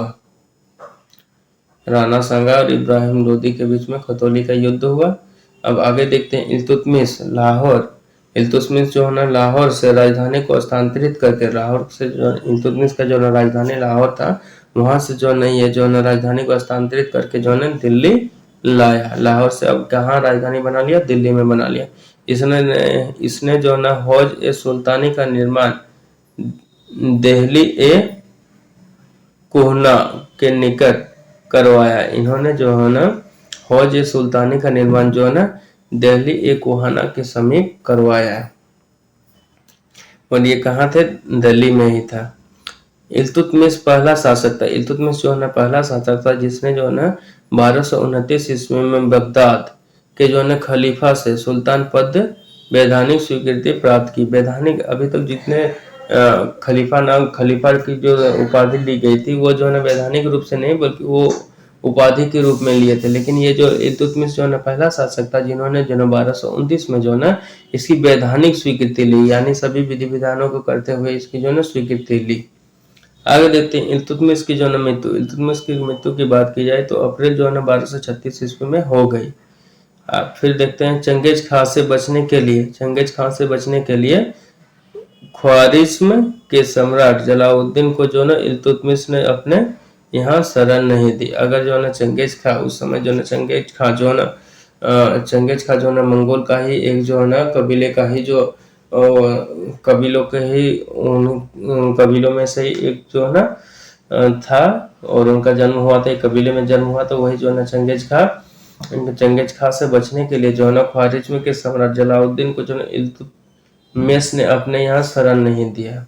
इसको जलालुद्दीन को जो है इल्तुतमिश ने अपना शरण नहीं दिया, यानी चंगेज खां उस समय जो है ना काफी जो है ना खतरनाक और काफी कुख्यात जो है ना ये जो है ना एक शासक था, जिसके डर से जो है इल्तुतमिश भी डरते थे और उन्होंने जो है इनको जो है अपने यहाँ शरण नहीं दिया। इनका मतलब है इनको अगर यहाँ शरण देते तो जाहिर सी बात थी कि चंगेज खां के साथ वो लोग सीधे रूप से जो है युद्ध के लिए वो आह्वान देते या तो फिर उनका युद्ध का समर्थन करते, क्योंकि हाँ हम आपसे युद्ध करने को तैयार है। उसका दुश्मन को ये अपना दुश्मन बना बैठे, दुश्मन को अपने वहां जो है ना संरक्षण देना है, उनके साथ दुश्मनी करना होता है। इसलिए उन्होंने जो इल्तुतमिश ने नहीं चाहा कि हम चंगेज खां के साथ दुश्मनी मोल ले, इसलिए उन्होंने उनको शरण में नहीं दिया। इल्तुतमिश के बाद उसका पुत्र जो है ना रुकनुद्दीन फिरोज गद्दी पर बैठा। इल्तुतमिश के बाद जो है ना उसका जो है ना पुत्र था जो ना वो रुकनुद्दीन फिरोज था, वो जो है ना गद्दी पर बैठा। वो एक अयोग्य शासक था। अगर देखें तो कोई भी राजा के बाद जो है ना उसका पुत्र वगैरह आता है तो वो जो है ना अयोग्य होते हैं, तो अयोग्य शासक जो है ज्यादा देर तक शासन नहीं कर पाता था, तो उनका पुत्र जो है अयोग्य शासक था। इसके जो है ना अल्पकालीन शासक पर उसकी जो है ना माँ शाह छाए रहे। इनके जो है अल्पकालीन शासन, जब जो नहीं अल्पकाल के लिए जो नहीं शासन कर रहे थे तो भी उसी की माँ जो है ना तुर्काइन छाई हुई थी, यानी ये जो भी कोई शासन करते थे उसके माँ के समर्थन से करते थे और उनकी माँ ही जो ज्यादातर जो ना डिसीजन वगैरह होते थे उनकी माँ के द्वारा ही लिया जाता था। अब शाह तुर्कान के अवांछित प्रभाव से परेशान होकर अगर शाह शाह जो है ना तुर्कान, इनकी जो ना मम्मी, इनकी जो ना माँ थे, उनकी जो ना माँ थे रुकनुद्दीन फिरोज की माँ जो थे, उन जो ने काफी ज्यादा शासन में हस्तक्षेप उनका होता था। अब कोई भी एक पुरुषवादी मानसिकता वाले या पुरुषवादी समाज जो है ना नहीं चाहता कि उन पे जो है ना रेगुलेट यानी शासन करने वाला जो हो वो महिला हो। तो उनके माँ से जो है ना शाह तुर्कान के अवांछित प्रभाव से जो है परेशान होकर, तो जो है पुरुषवादी जो है समाज था वो जो है एक महिला के छत्र छाया में शासन नहीं चाहते थे। जिसके कारण जो है वो तुर्क अमीरों ने रुकनुद्दीन को हटाकर रजिया को सिंहासन पर आसीन किया। तो वो उनसे परेशान हो गए और उनको हटाकर जो है अब रजिया को सिंहासन पर आसीन कर दिया। इस प्रकार रजिया बेगम प्रथम मुस्लिम महिला थी। इस प्रकार अगर देखा जाए तो डायरेक्ट रूप से, सीधे रूप से, प्रत्यक्ष रूप से जो है रजिया ही वो रजिया बेगम प्रथम मुस्लिम महिला थी जिन्होंने जो है ना शासन की बागडोर संभाली। अभी तो जितने हम लोग शासक देखे उनमें से देखते हैं कि अधिकतर शासन किनके द्वारा चलाया जाता था, वहां के राजा पुरुषों के द्वारा राज किया जाता था और उनके द्वारा शासन चलाया जाता था। लेकिन अब देखते हैं कि पहली बार जो है ना मुस्लिम मुस्लिम रजिया बेगम प्रथम मुस्लिम महिला ऐसी होती है जिनके द्वारा जो है ना अब शासन की बागडोर संभाली गई है। राजगद्दी पे कौन बैठेगा? एक महिला रजिया बैठेंगी और उनके द्वारा जो है ना उस राज्य को पूरा जो है ना संरक्षण प्रदान किया जाएगा तथा उसको जो है ना शासित किया जाएगा। अब आगे देखते हैं रजिया ने जो ना पर्दा प्रथा का त्याग किया। रजिया जैसे ही वो राजा बनी, सिंहासन पर विराजमान हुई, सिंहासन पर बैठी, तो सबसे पहला काम जो ना उन्होंने किया वो जो है महिला जो है ना अपना पर्दा प्रथा, जो बुरखा वगैरह ढक के चलती है, उनका जो है ना उन्होंने त्याग किया कि नहीं, महिला को जो है ना पर्दा प्रथा में ना रहकर देश समाज के साथ में समानता के साथ रहना, उनमें उनको भागीदारी अपना निभाना। पुरुषों की तरह चोगा काबा एवं जो है ना फुलाहा टोपी पहनकर राज दरबार में खुले मुंह से जाने लगी। अब देखते हैं कि रजिया जब जैसे ही सिंहासन पर बैठती है तो ये जो है ना पुरुषों की तरह जो है ना, जैसे ही पुरुष जो है ना चोगा धोती कुर्ता वगैरह पहनते थे, वैसे ही जो है ना रजिया भी धोती कुर्ते में पहन के, कुर्ता वगैरह पहन के और सिर पे जो है ना टोपी लगा के, जैसे पुरुष जो है टोपी लगाते हैं वैसे टोपी लगाकर वो जो है ना राज दरबार में खुले मुंह, बिना पर्दे के, खुले मुंह का अर्थ है कि बिना पर्दा किए हुए वो जो है ना राज दरबार में बैठती थी और राज दरबार में बैठकर वो अपना प्रशासन व्यवस्था एवं जन न्याय व्यवस्था को संभालते थे। अब देखते हैं रजिया ने मलिक जो है ना जलालुद्दीन याकूत को अमीर ए अखूर यानी घोड़े का सरदार नियुक्त किया था। रजिया की बात की जाए तो रजिया ने जो है देखते हैं मलिक जो है ना जलालुद्दीन याकूत को जो है ना अमीर ए अखूर यानी घोड़े का सरदार, ये जो है वर्ड है अमीर ए अखूर, ये जो है रजिया लोग इस भाषा में इसको बोलते थे और ये जो है इसका अर्थ होता था घोड़े का सरदार, ठीक है, को नियुक्त किया। ये जो है ना अमीर ए अखूर जो है ये तुर्की भाषा में कहा जाता है, घोड़े के सरदार को कहा जाता है। गैर तुर्कों का सामंत बनाने बनाने के रजिया के प्रयासों से तुर्की अमीर जो है ना विरुद्ध हो गए। अब देखते हैं कि ये जो गुलाम जो बनाया गया था, इसको जो है ना घोड़ों का सरदार जो बनाया गया था, ये जो है गैर तुर्की था, यानी ये तुर्की के रहने वाले नहीं थे और उनको जो है इन्होंने जो है घोड़े का सरदार बना दिया था। जिनके प्रयासों से जो है ना वो जो है तुर्की के जितने अमीर वर्ग के लोग थे वो जो है उनके इस फैसले के विरुद्ध हो गए। यानी रजिया के जो है गैर एक तुर्की को जो है इतना बड़ा सरदार की उपाधि अगर दे दी गई, उस उपाधि के कारण जो है वो उनसे काफी रुष्ट हो गए, परेशान हो गए और उन्हें जो है बंदी बनाकर दिल्ली की गद्दी पर जो है ना मुइजुद्दीन बहराम शाह को बैठा दिया और उनको जो है ना सारे अमीर जो है ना तुर्की के अमीर वर्ग के जो लोग थे वो जो लोग के विरोध में चले गए और रजिया को जो है ना बंदी बनाकर दिल्ली की गद्दी पर जो है ना अब जो है ना मुइजुद्दीन बहराम शाह को बैठा दिया गया। यानी रजिया को अब जो है ना गद्दी से हटा दिया गया और उन पे उस गद्दी पे कौन बैठे ना बैठे, इसका मतलब है वहां के जो है ना अमीर वर्ग थे वो अमीर लोग निर्धारित करते थे कि इसके गद्दी पे कौन बैठेगा और कौन नहीं बैठेगा, ठीक है। रजिया की शादी, अब आगे देखते हैं रजिया की शादी जो है ना अल्तुनिया के साथ हुई। राजिया की शादी करा दी गई और ये शादी किसके साथ हुई? अल्तुनिया के साथ हुई। इसकी शादी करने के बाद रजिया ने पुनः गद्दी प्राप्त करने का प्रयास किया। जैसे ही इनका शादी हो गया, अब जो है ना शादी होने के पश्चात जो है ना उनके शादी होने के बाद जो ना पति के जितने सैन्य वगैरह मिलते हैं, पति के जो साम्राज्य मिलते हैं, सैन्य शक्ति मिलते हैं, उनकी सहायता से अब रजिया जो है ना दोबारा जो है ना गद्दी को प्राप्त करने की कोशिश करने लगी। लेकिन जो है ना वो असफल रही। प्रयास तो की परंतु वो जो है ना राजगद्दी को अपने जो है ना प्राप्त करने में वो असफल रही। रजिया की हत्या, आगे देखते हैं, रजिया की हत्या जो ना 13 अक्टूबर 1240 ईस्वी को डाकुओं के द्वारा कैथल के पास कर दिया। अब जो है ना देखते हैं कि रजिया के जो है ना ये इनकी जो हत्या 13 अक्टूबर 1240 ईस्वी में जो है ना डाकुओं के द्वारा किया गया। डाकुओं का क्या था? डाकुओं का काम क्या रहता था?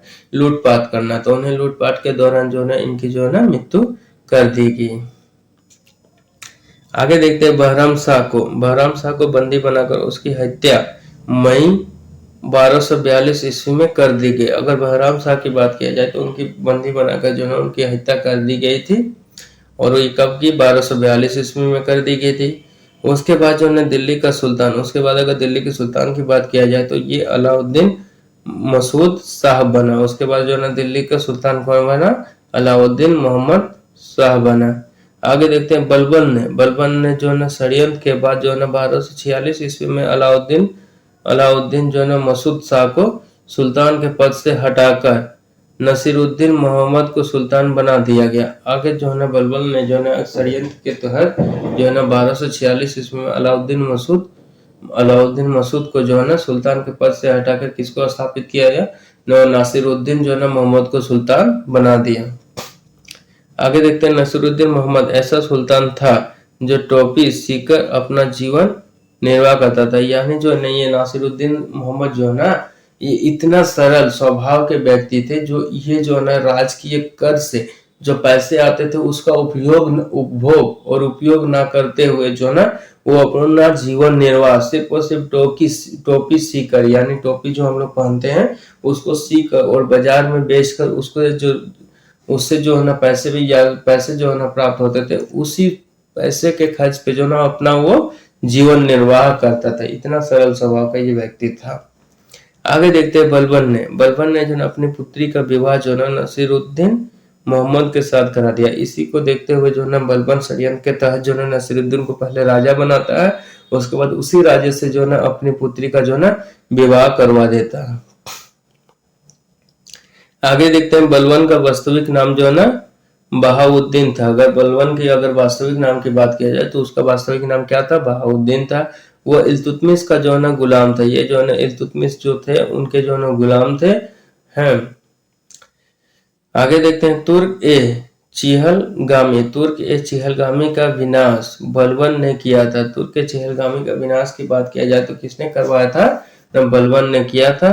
बलबन जो है ना 1266 ईस्वी में जो है गयासुद्दीन बलबन के नाम से दिल्ली की गद्दी पर बैठा। यह जो है ना मंगोलों के आक्रमण से दिल्ली की रक्षा करने में जो है ना सफल रहा। और ये जो है ना दिल्ली पर जो है ना गद्दी पर बैठा। उसके बाद जो है ना मंगोलों का जो आक्रमण हुआ, चंगेज खां वगैरह का जो ना आक्रमण दिल्ली पर हुआ, उससे जो ना रक्षा करने में ये जो ना सफल रहा। आगे देखते हैं सिरी नामक जो है ना नया नगर बलबन ने बसाया। अब आगे जो है ना सिरी नामक जो है एक नगर जो है ना बलबन ने बसाया। जब जो है ना किसी भी आक्रमण को रोकना या तो किसी से युद्ध वगैरह जीता जाता था तो उसके उपलक्ष्य में कई लोग जो है ना सिक्के जारी करते थे या मंदिर निर्माण करते थे या तो फिर कोई नगर को जो बसाते थे। तो उन्हीं में से सिरी नामक नगर जो है बलबन ने बसाया। आगे देखते हैं राज दरबार में सिजदा एवं पेबोस प्रथा की शुरुआत जो है बलबन ने की थी। आगे देखते हैं राज दरबार में जो है सिजदा और पेबोस प्रथा जो है उसकी जो ना शुरुआत किससे जाता है? शुरुआत का श्रेय किससे जाता है? बलबन को जाता है। सिजदा मतलब सर झुकाना और पेबोस मतलब उसकी पेबोस भी उसी तो प्रकार होता है, सिर झुकाना और उसकी सभी बातों को मानना।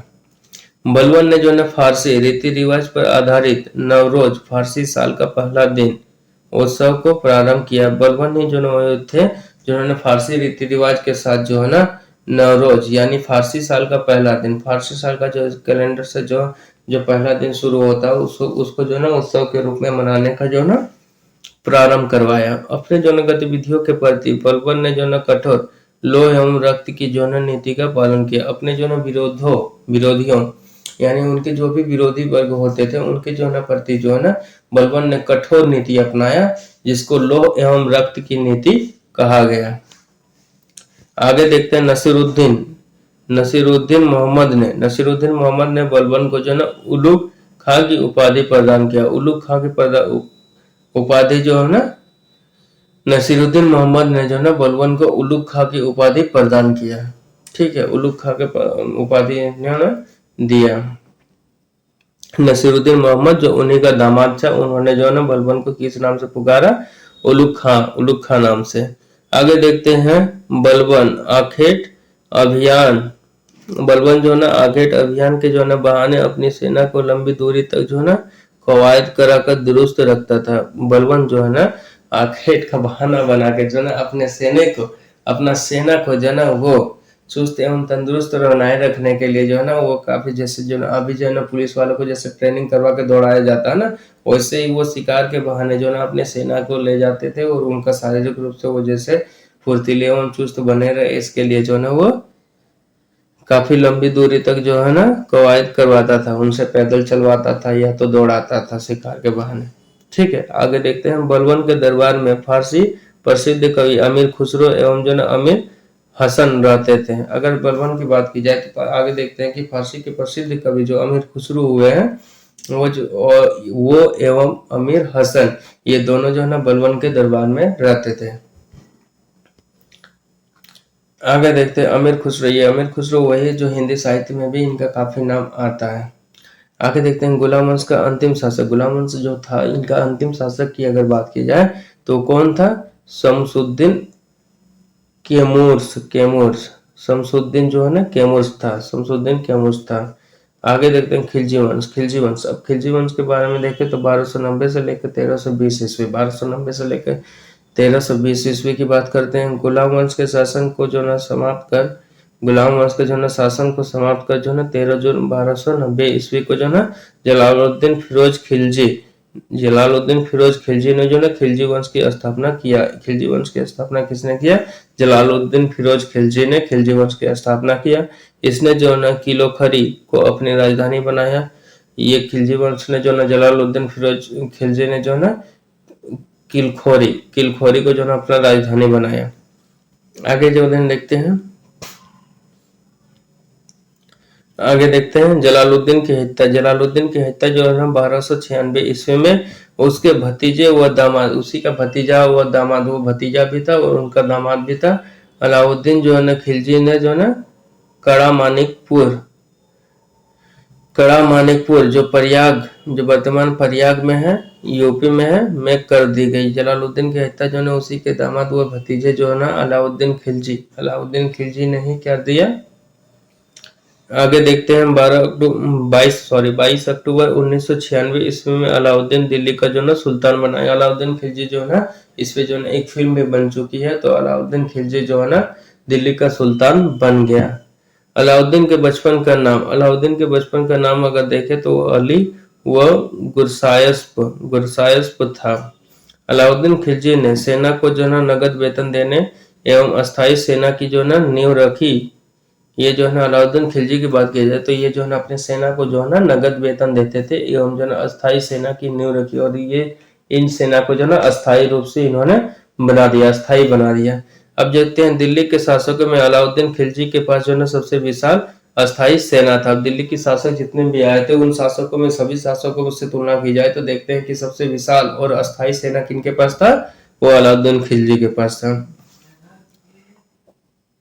थोड़ा अब इधर देख लेते हैं लाइन है अमीर खुसरो का मूल नाम।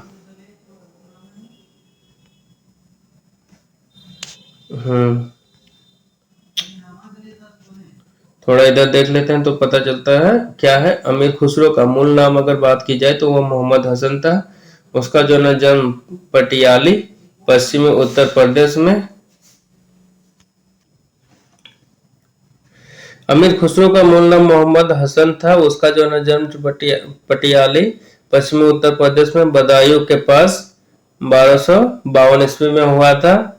खुसरो प्रसिद्ध सूफी संत शेख निजामुद्दीन औलिया के शिष्य थे। खुसरो जो थे ये प्रसिद्ध सूफी संत जो थे शेख निजामुद्दीन औलिया, ये प्रसिद्ध सूफी संत थे शेख निजामुद्दीन औलिया, उनके जो है ना शिष्य थे खुसरो। वो जो है ना बलबन से लेकर मोहम्मद तुगलक तक, वो जो है ना बलबन से लेकर मोहम्मद तुगलक तक जो है ना दिल्ली सुल्तानों के दरबार में रही है। खुसरो जो है ना बलबन के समय काल से लेके जो है ना मोहम्मद तुगलक के काल तक जो है ना उनके दिल्ली सुल्तान के दरबार में रहे। इन्हें जो है ना तूतित हिंद, भारत का तोता, तूतित हिंद, और ये तो तुर्की भाषा में है तूतित हिंद, जिसका अर्थ होता है भारत का तोता, के नाम से भी जाना जाता है। सितार एवं तबले के आविष्कार का श्रेय, सितार जो बजाने में संगीत में जो उपयोग किया जाता है, सितार और तबला को जो बजाया जाता है, उसका जो ना आविष्कार का अगर श्रेय देना रहे तो किसे मिलता है? वो अमीर खुसरो को दिया जाता है। ये कहाँ से बताया गया? एनसीईआरटी का स्रोत लिया गया है और वर्ग 11 के क्लास से लिया गया। आगे देखते हैं, घोड़ा दागने एवं सैनिक की होलिया लिखने की प्रथा की शुरुआत जो ना अलाउद्दीन खिलजी ने करवाया था। ये जो ना घोड़े को दागना, घोड़े पे एक निशान बनाया जाता था, दाग कर एक निशान बनाते थे, तथा सैनिक किस प्रकार दिखने में है और ये हमारे सैनिक है या नहीं है, या विरोधी किसी और विरोधी शत्रु के सैनिक हमारे इसमें घुस आए हैं, सेना में घुस आए हैं, इसके जो है ना पहचान के लिए वो जो ना घोड़े को दागते थे और सैनिकों का हुलिया लिखते थे, हुलिया लिखते थे। कि प्रथा की शुरुआत सबसे पहले जो ना अलाउद्दीन खिलजी ने किया। अलाउद्दीन ने भू राजस्व की दर को बढ़ाकर उपज का 1/2 भाग कर दिया। अरे इसमें देखिए अलाउद्दीन इतना क्रूर शासक था जो अपनी ही प्रजा का इस प्रकार दमन करता था कि वो जो ना कर को बढ़ा दिया। भू राजस्व यानी जिस भूमि पर जो ना वो खेती वगैरह फसल वगैरह उगाते थे उसका जो ना उपज का कितना, यानी जिस भी खेती जमीन पे आप किसानी कर रहे हैं, खेती कर रहे, उस जमीन पे आपका जितना उपजाऊ होता है उस उपजाऊ में से 1/2 भाग यानी 2 भागों में से 1 भाग आपको हमको देना होगा कर के रूप में। ठीक है, कर के रूप में देना पड़ता था। 2 हिस्से में से 1 हिस्सा जो उनको कर के रूप में देना पड़ता था। इसलिए जो है ना यानी जितना आप उपजा रहे हो उसका आधा आपको कर के रूप में देना पड़ेगा। इसलिए जो है ना खम्स लूट का धन में सुल्तान का हिस्सा 1/4 भाग के स्थान पर 3/4 भाग कर दिया। इसने जो है ना खम्स यानी जो है ना खम्स में यानी जितने भी लूट वगैरह किए जाते थे वो जो है ना सुल्तान को उसमें हिस्सा बनता था कि सुल्तान को लूट का माल का इतना हिस्सा उनको देना है। तो वो पहले कितना था? 1/4 भाग था। 1/4 भाग था यानी 4 भाग जो लूट का धन हमें प्राप्त होता है उसको 4 भागों में बांटते थे।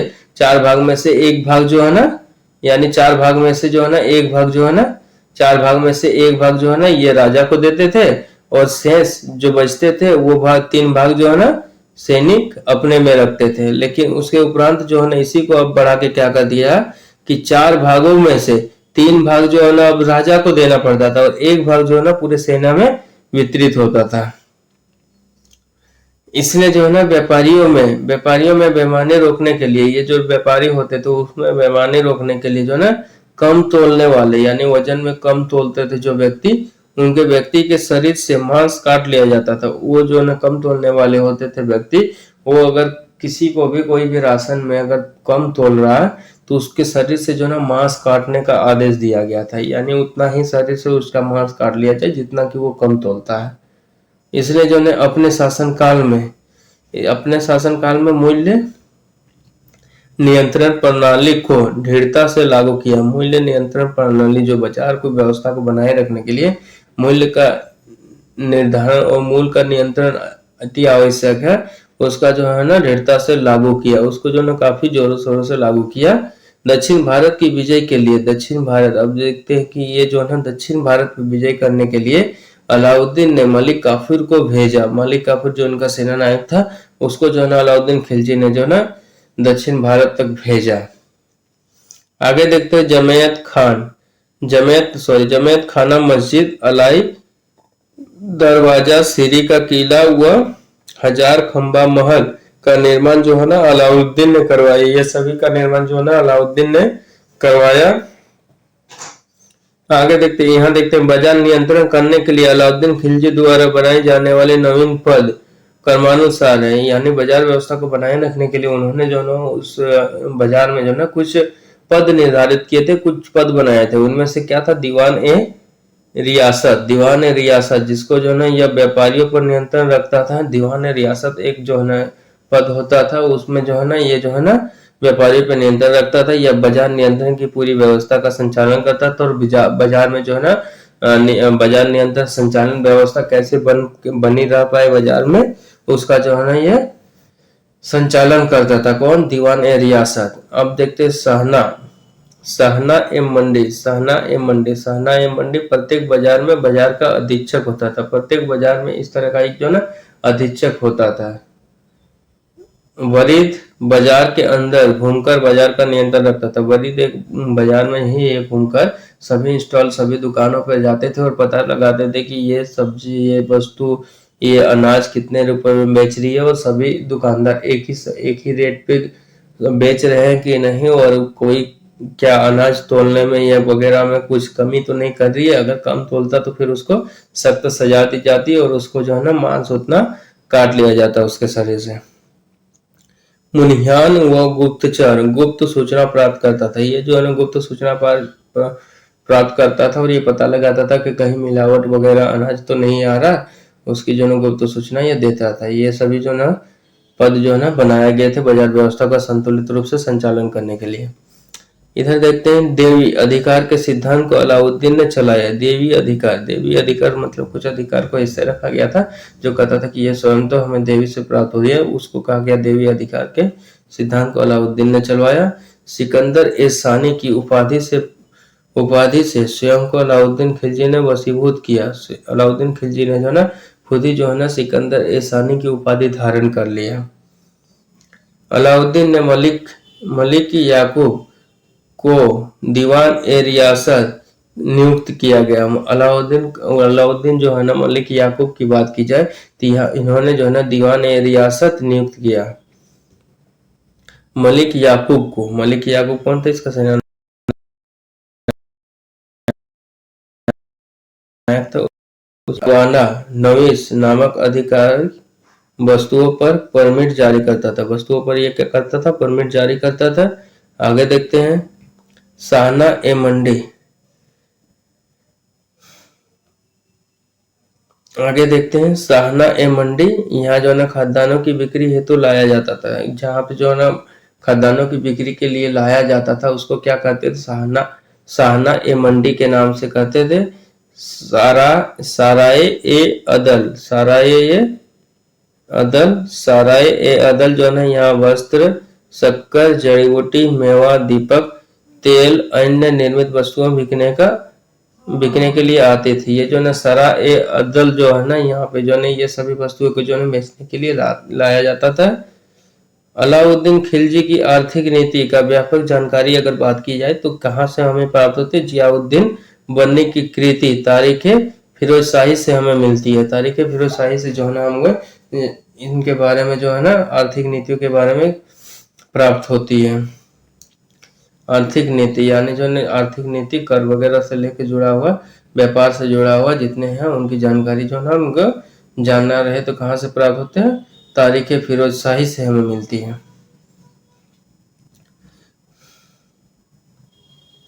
ये तारीख फिरोजशाही एक किताब लिखी गई है जिससे हमें प्राप्त होती है।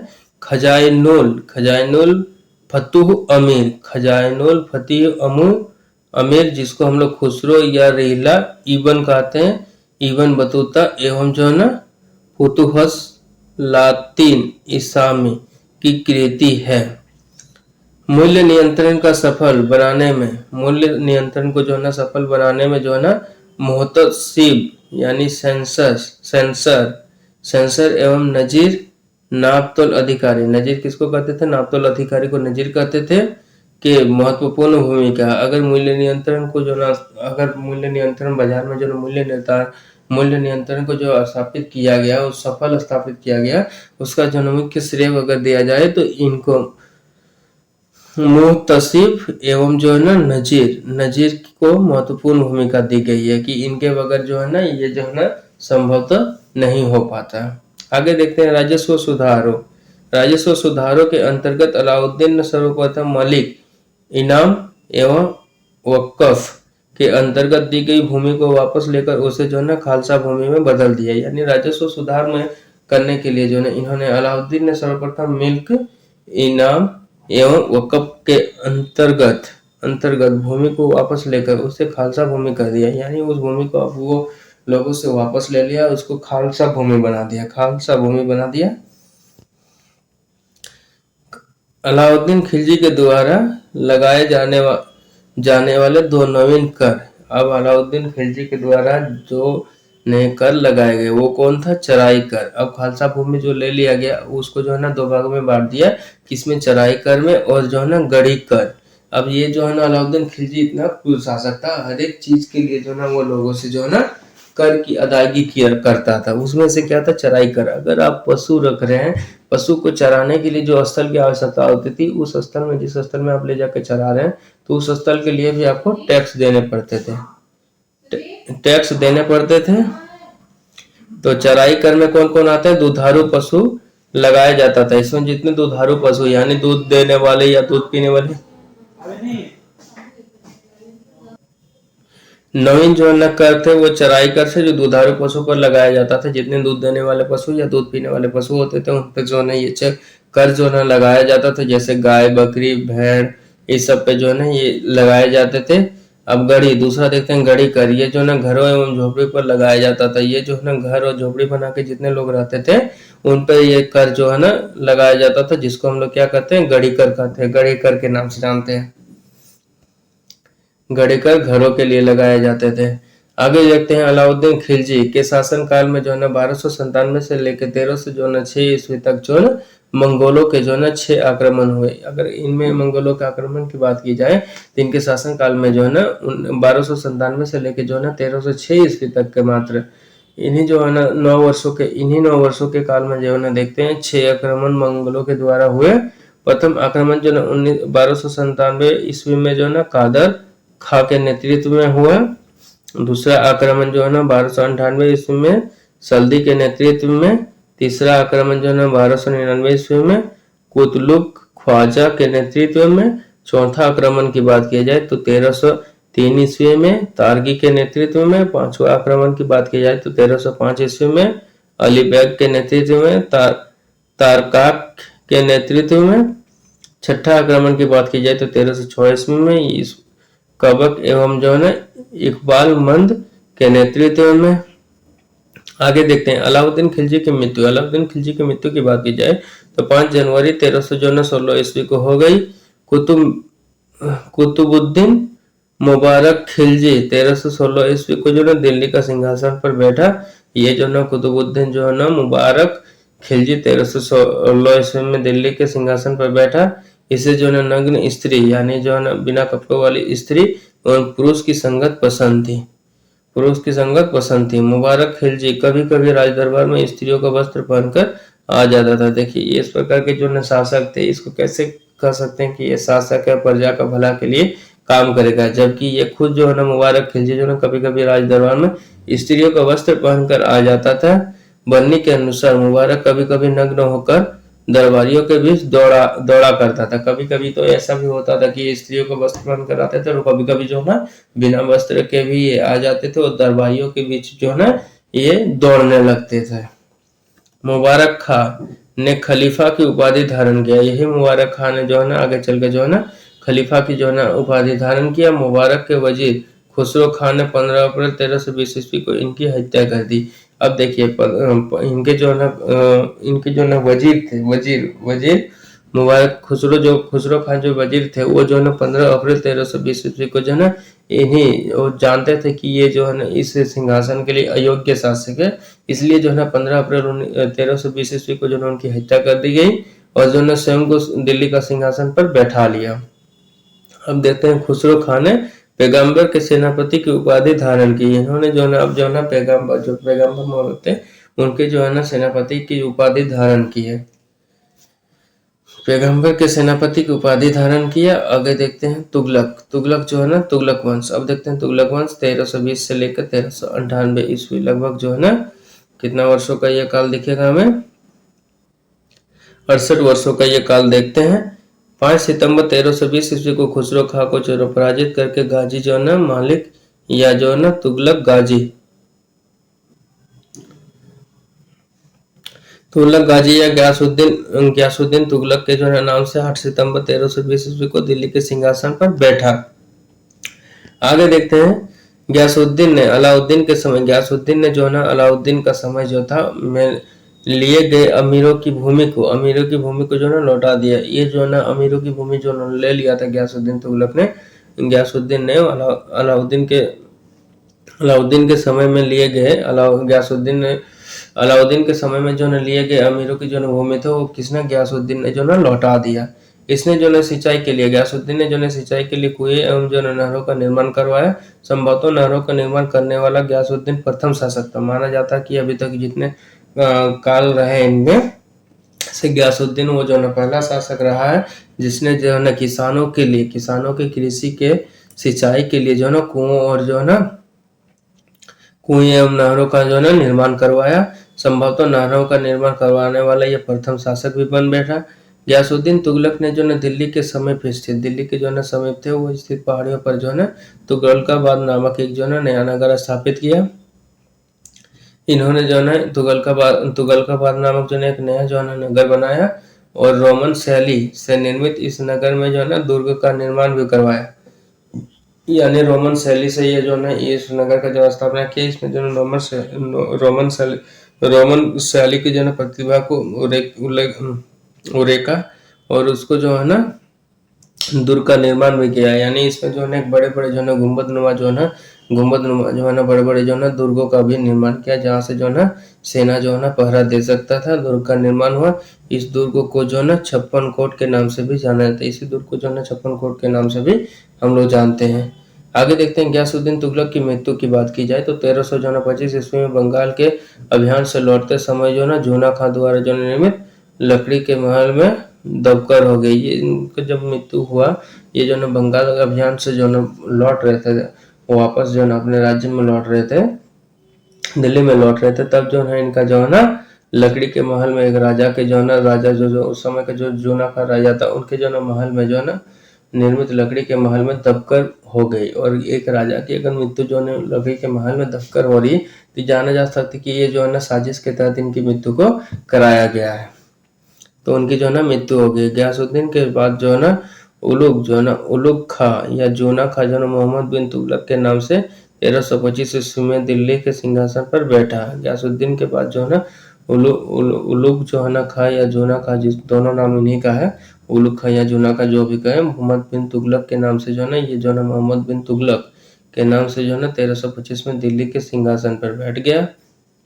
आगे देखते हैं मध्यकालीन सभी सुल्तानों में मोहम्मद तुगलक मध्यकालीन जितने भी सुल्तान रहे उनमें जो है ना मोहम्मद तुगलक सर्वाधिक शिक्षित यानी सबसे पढ़ा लिखा विद्वान एवं योग्य व्यक्ति था। ये सबसे ज्यादा पढ़ा लिखा और विद्वान व्यक्ति और योग्य भी माना जाता है व्यक्ति मोहम्मद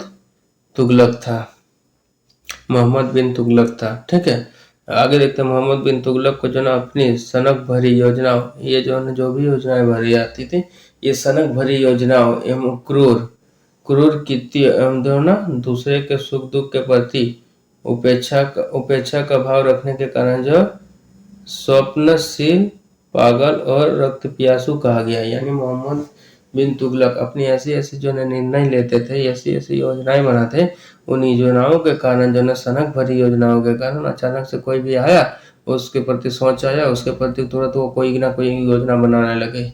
ठीक है, तो उनको जो सनक भरी योजनाओं के कारण जो क्रूर कृत्य यानी जो है ना क्रूर जो लोगों का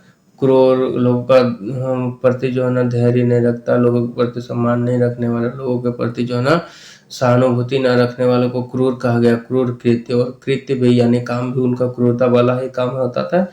दूसरे का सुख दुख के उपेक्षा, दूसरे जो ना जनता हमारे प्रति सुख है दुख है क्या है उनकी जो ना उपेक्षा क्या दी जाती थी, उनकी भावनाओं की उपेक्षा करने वाले कर देते थे। उनके रखने के कारण जो ना उनको स्वप्नशील, पागल एवं रक्त प्यासु यानी रक्त का प्यासा कहा गया है।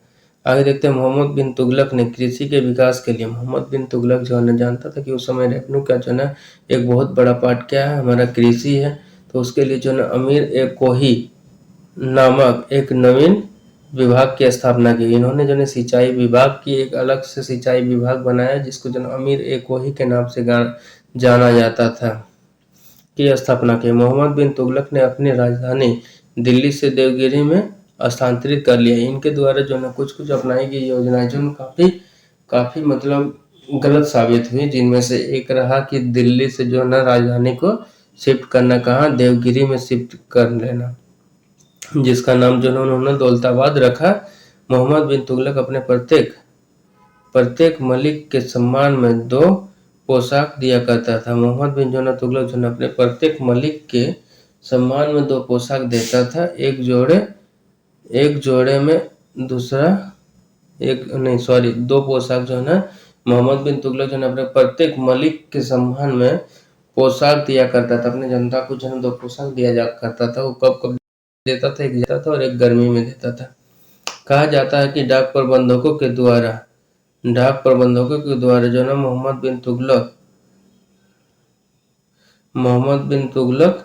के लिए जो है ना ताजे फल खुरासन से एवं पीने के लिए जो है ना जल मंगवाया करता था। कहा जाता है कि डाक प्रबंधकों यानी डाक विभाग जो उस समय थे, डाक विभाग जो है ना प्रबंधक थे, वो जो है ना मोहम्मद बिन तुगलक के लिए जो है ना ताजे फल कहाँ से आते थे, खुरासन से आते थे, एवं जो पीने के लिए जो सेवन करते थे जो ना गंगा जल मंगाया जाता था। सांकेतिक मुद्रा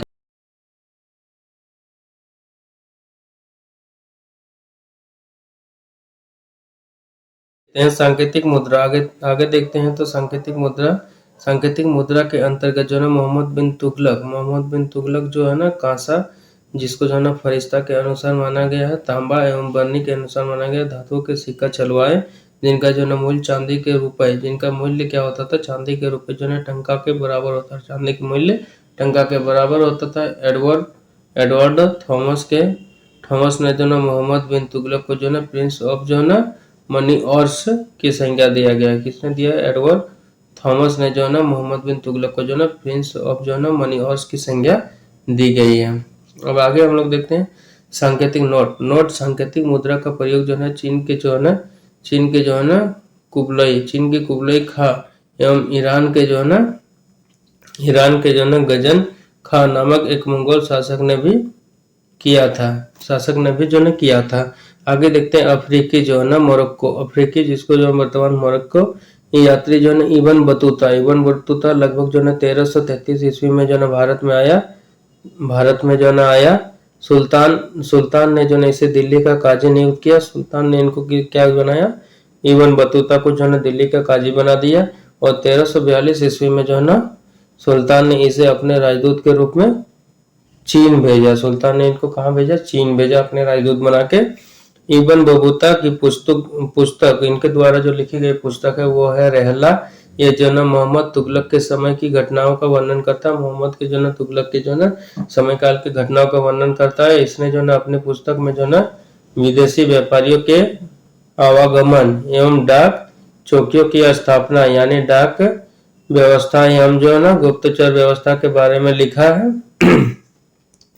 इसने जो ना नगाड़ों की भारी ध्वनि के बीच एक स्त्री की सती होने के दृश्य का वर्णन किया। इबन बतूता ने जो अपने पुस्तक लिखा है उसमें जो ना स्त्री के समस्याओं को भी लिखा है। स्त्री में जो ना कहा गया कि उस समय जो ना सती जो महिला को जो सती किया जाता था, उसमें जो ना ढोल नगाड़े बजाते हुए जो ना उनको सती स्त्री को जो ना सती होने का दृश्य का वर्णन किया गया। इसके जो ना सती करना मतलब जो है ना पति की मृत्यु हो जाने पे जो ना पत्नी को भी जो है ना जिंदा पत्नी को भी जो है ना पति के साथ जला दिया जाता था, उसको जो है ना सती कहा गया है। इसके जो ना कथनानुसार जो ना सती होने के लिए सुल्तान से जो ना अनुमति लेनी पड़ती थी। यानी जो ना अगर आपको सती होना है तो उसके लिए जो ना आपके जो ना सुल्तान यानी जो है ना राजा हुआ करते थे, उससे जो है ना आपको अनुमति लेनी पड़ती थी कि हम भी अपने पति के साथ ही जो ना अब सती होना चाहते हैं। आगे देखते हैं मोहम्मद तुगलक के समय जो ना इनके समय जो है ना जिया नक्शबी जो है ना पहला जो है ना व्यक्ति था जिसने जो ना संस्कृत कथाओं की एक जो है ना श्रृंखला का जो है ना फारसी में अनुवाद किया था, फारसी में अनुवाद किया था।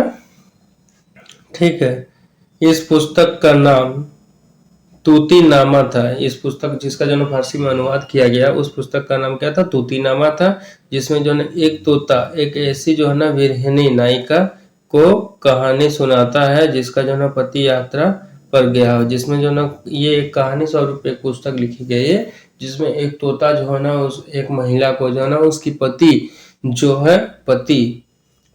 है ना एक यात्रा में गए हैं और उसके विषय में जो है ना कहानी बता रहा है।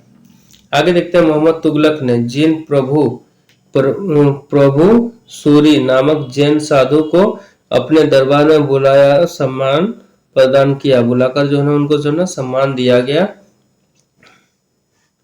जिस प्रभु सूरी नामक जैन साधु को अपने जो है दरबार में बुलाकर सम्मान प्रदान किया था, जो है ना मोहम्मद बिन तुगलक की मृत्यु जो है ना 20 मार्च 1351 ईस्वी को जो है ना सिंध जाते समय जो है ना भट्टा के निकट जो है ना गोडाल में हो गई। इनकी मृत्यु जो है ना ये सिंध जब वापस लौट रहे थे तब जो है ना भट्टा के निकट ही जो है ना गोडाल नामक एक स्थान पड़ता, वहां पे जो है इनकी मृत्यु हो गई थी 20 मार्च 1351 ईस्वी को। आगे देखते हैं, मोहम्मद बिन तुगलक के जो है शासन काल में दक्षिण में जो है ना हरिहर एवं जो है ना बुक्का, दक्षिण में यानी जो है ना मोहम्मद बिन तुगलक के शासनकाल में दक्षिण में यानी जो है भारत के जो है दक्षिणी वाला क्षेत्र है, उन दक्षिण में जो है ना हरिहर और बुक्का नामक दो भाइयों ने जो है ना, हरिहर और बुक्का जो है ना दोनों ये भाई थे, इन्होंने जो है 1336 में जो है राज्य विजयनगर की स्थापना किया। ये क्वेश्चन बहुत ही इंपॉर्टेंट क्वेश्चन में से आता है कि विजयनगर साम्राज्य की स्थापना किन्होंने की? तो हरिहर और बुक्का नामक जो है ना दो भाइयों ने की है। अब आगे देखते हैं, महाराष्ट्र में अलाउद्दीन जो है ना बहमन शाह ने जो है ना 1347 ईस्वी में स्वतंत्र जो है ना बहमनी राज्य की स्थापना किया। स्वतंत्र यानी किसी प्रकार का उन पर दबाव ना रहते हुए जो है उन्होंने जो है बहमनी राज्य की स्थापना किया। आगे देखते हैं, मोहम्मद बिन तुगलक की जो है मृत्यु पर जो है इतिहासकार बदायूं लिखता है। मोहम्मद बिन तुगलक की जब मृत्यु होगी तो उसमें जो है ना बदायूं लिखता है, अंततः लोगों को जो है उससे मुक्ति मिली और उसे जो है ना लोगों से अब कहा था कि मोहम्मद बिन तुगलक से जो है अंततः लोगों को जो है ना मुक्ति मिली और उनको जो है ना लोगों से। ठीक है, आगे देखते हैं, मोहम्मद बिन तुगलक जो है शेख अलाउद्दीन की जो है शिष्य था। मोहम्मद बिन तुगलक की बात की जाए तो शेख अलाउद्दीन का जो है यह शिष्य था, वह सल्तनत का पहला शासक था जो अजमेर में जो है ना शेख मोइनुद्दीन चिश्ती की जो है ना दरगाह एवं जो है ना बहराइच से सालार मसूद गाजी के मकबरे में गया। ये जो है ना पहला शासक इस काल में पहला शासक हुआ जो है ना ये शेख जो है ना मोइनुद्दीन जो है ना चिश्ती की जो है ना दरगाह मोइनुद्दीन शेख जो है ना मोइनुद्दीन चिश्ती ये दरगाह ये जो है ना काफी फेमस दरगाह है। और जो है ना बहराइच के जो है ना सालार जो है ना मोहम्मद गाजी के मकबरे में, सालार में बहरूच में जो है ना सालार मसूद का जो है ना गाजी का मकबरा मतलब जो है ना उनकी समाधि जो था वहां पे ये गए थे। मोहम्मद बिन तुगलक ने जो है ना बदायूं में मीरन मुलहिम, दिल्ली में शेख निजामुद्दीन औलिया, मुल्तान में शेख रुकनुद्दीन, अजूधन में जो है शेख मुल्तान आदि जो है संतों की कब्र पर मकबरे बनवाए। इन संतों के जो है ना जितने भी संत रहे थे उन संतों के जो है ना जो समाधि स्थल था उसको जो है एक मकबरा जो है ना मकबरा उन समाधियों पे जो है एक मकबरा बना दिया। ये समाधि स्थल पे जैसे जो है एक मकबरा बनाया जाता है वो मकबरा जो है ना बनाया। इन्हीं के शासन काल से जो है मकबरा बनने की भी जो है प्रथा शुरू हो रही है।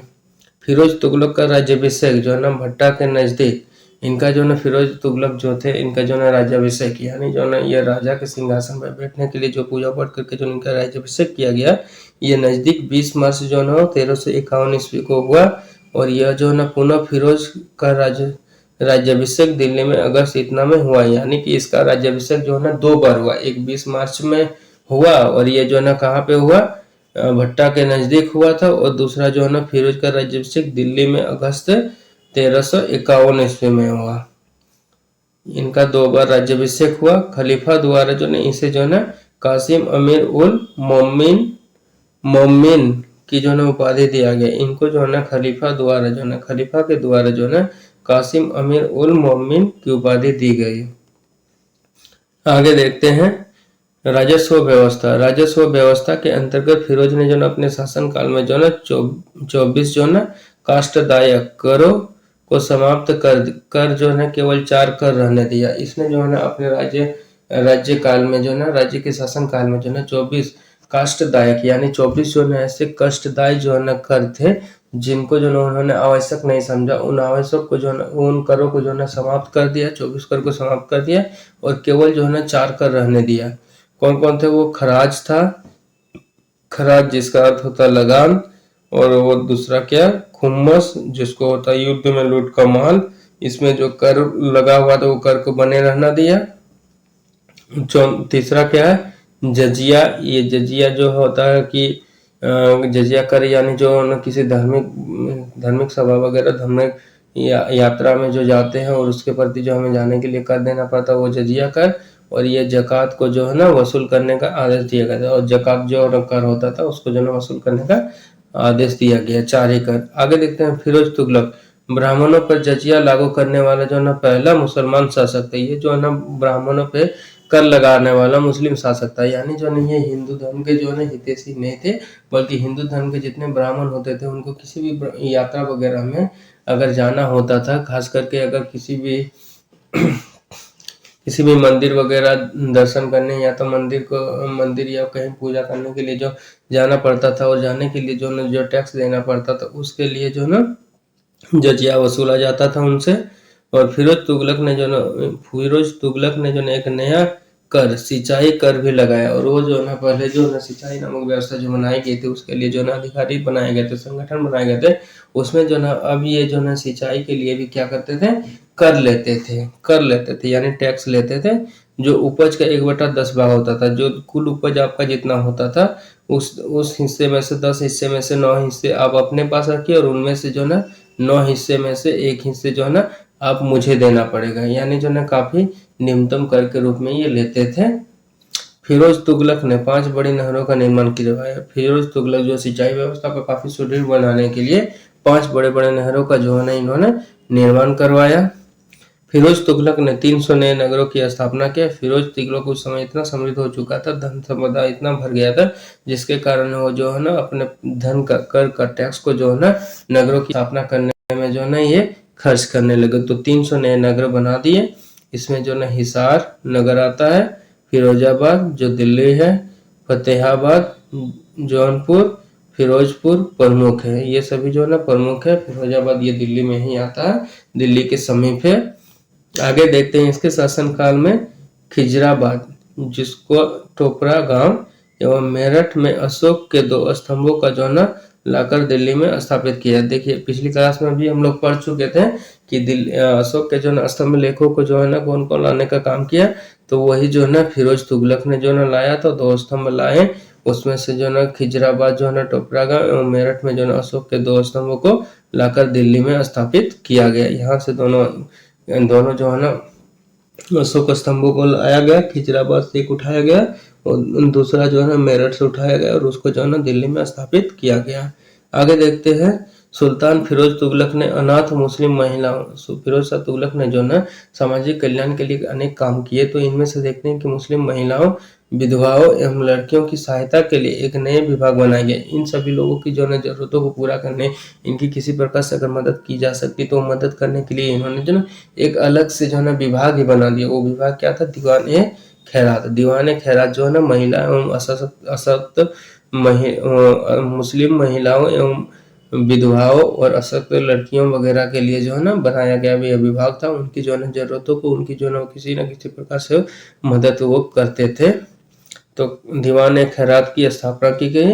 आगे देखते हैं सल्तनत कालीन सुल्तानों के शासनकाल में सबसे अधिक दासों की जो है संख्या देखें तो जो है ना करीब 1,80,000 दास जो है ना फिरोज शाह तुगलक के समय में ही थे। अगर सबसे ज्यादा दास की बात की जाए तो दास किसके काल में देखा जाता है? सल्तनत कालीन सुल्तान में फिरोज शाह फिरोज शाह तुगलक के शासनकाल में ही देखने को मिलते हैं। और वो कितने दास रहते थे उसके शासनकाल में? लगभग 1,80,000 दास होते थे। दासों की देखभाल, अब दासों का भी वो ख्याल रखते थे। दासों की देखभाल के लिए जो ना फिरोज ने एक नए विभाग बनाया था। अब देखिए, दासों को भी अगर कोई उनकी जरूरत हो, उनको किसी चीज की आवश्यकता हो, तो उन आवश्यकताओं की पूर्ति करने के लिए भी एक जो है नया विभाग बनाए गए थे, जिसको जो है दीवान ए बंदगान की स्थापना दी गई। जिसको जो है दीवान ए बंदगान की स्थापना दी गई। ठीक है। इसमें इसने जो है सैन्य पदों को जो है वंशुगत बना दिया, यानी सैन्य पद जितने भी थे उनको वंशुगत बना दिया गया। वंशुगत बनाने का अर्थ है कि जो मेरे पिता, अब पिता के पुत्र, पिता जो जिस पद पे है, अब उनके पुत्र जो है उनके पुत्र भी उसी पद पे होंगे। इसी को जो है वंशुगत बना दिया गया। पदों को वंशगत बना दिया गया, यानी पिता जिस पोस्ट पे है उनके बेटे भी उसी पोस्ट पे होंगे।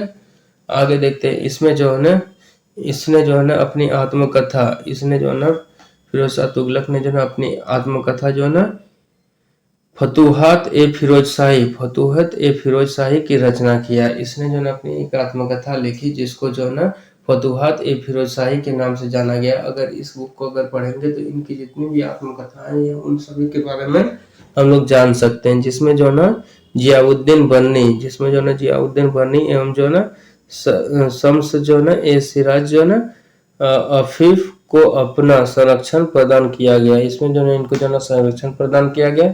इसमें जो है ना ज्वालामुखी जो है ना मंदिर, इसने जो है ना ज्वालामुखी मंदिर के पुस्तकालय से जो है ना लूटे गए 1300 ग्रंथों में से कुछ को जो है ना फारसी विद्वान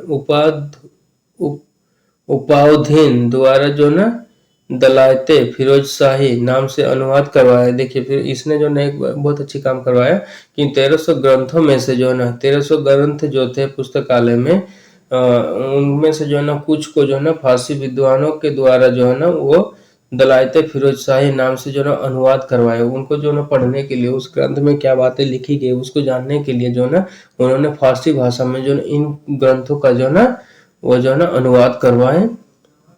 इसने जो है चांदी एवं तांबे के जो है मिश्रण से निर्मित सिक्के भारी संख्या में जो है ना जारी करवाए। इन्होंने जो है चांदी एवं जो है तांबे से जो मिश्रित सिक्के थे उसको भारी मात्रा में जारी करवाए, जिससे जो है अर्धा एवं जो है ना विक कहा जाता है, जिसको जो है अर्धा एवं विक कहा जाता है। फिरोज जो है तुगलक की मृत्यु जो है सितंबर, इनकी मृत्यु की बात की जाए तो सितंबर जो है 1388 ईस्वी में हो गई।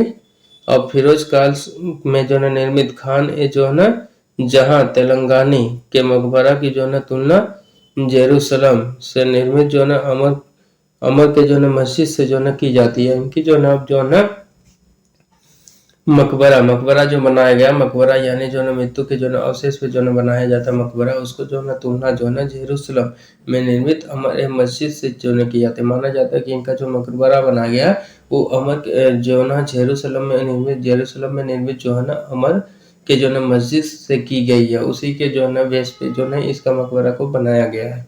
आगे देखते हैं सुल्तान जो है फिरोज तुगलक। सुल्तान फिरोज तुगलक ने जो है दिल्ली में जो है कोटला फिरोज शाह दुर्ग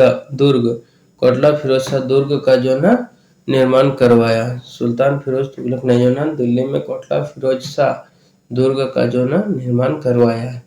इन्हीं के नाम पे जो है ना एक स्टेडियम भी था दिल्ली में, फिरोज शाह कोटला स्टेडियम, जिसका नाम अभी बदल दिया गया है और अरुण जेटली स्टेडियम बना दिया गया है। तुगलक वंश का अंतिम शासक की बात किया जाए तो ये जो है ना नासिरुद्दीन जो है ना मोहम्मद तुगलक था। इसका जो है ना शासन दिल्ली से जो है ना पालम तक जो है ना रह गया था। दिल्ली से जो है ना इनका शासन कहाँ तक था? पालम तक रह गया था। तैमूर लंग ने जो है सुल्तान नसीरुद्दीन मोहम्मद तुगलक के जो है समय 1398 ईस्वी में दिल्ली पर आक्रमण किया। तैमूर लंग ने जो है दिल्ली पर आक्रमण कब किया? उस समय जो है दिल्ली का सुल्तान कौन था? नसीरुद्दीन मोहम्मद तुगलक के समय में किया, और ये 1398 में किया, और इनका दिल्ली पर आक्रमण हुआ पहला। आगे देखते हैं। नसीरुद्दीन के समय में ही जो है ना मलिक कुसर्क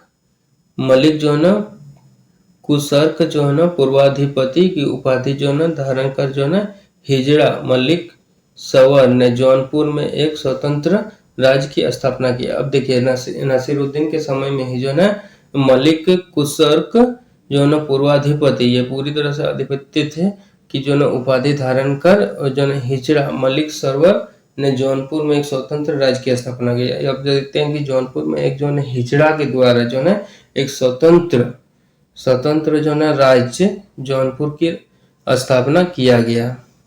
ठीक है, अब आज की क्लासेस हम लोग यहीं रखते हैं, आगे कल से देखेंगे कि सैयद वंश की वो हम लोग पढ़ेंगे।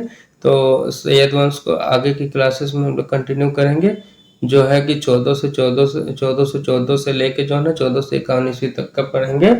तो आज की क्लासेस हम लोग यहीं रोकते हैं। आप सभी को हमारे साथ बने रहने के लिए बहुत बहुत धन्यवाद, और ऐसे ही निरंतर जो है ना लवासना जीएस क्लासेस के साथ बने रहें। आज की क्लासेस यहीं रोकते हैं। जय हिंद, जय भारत।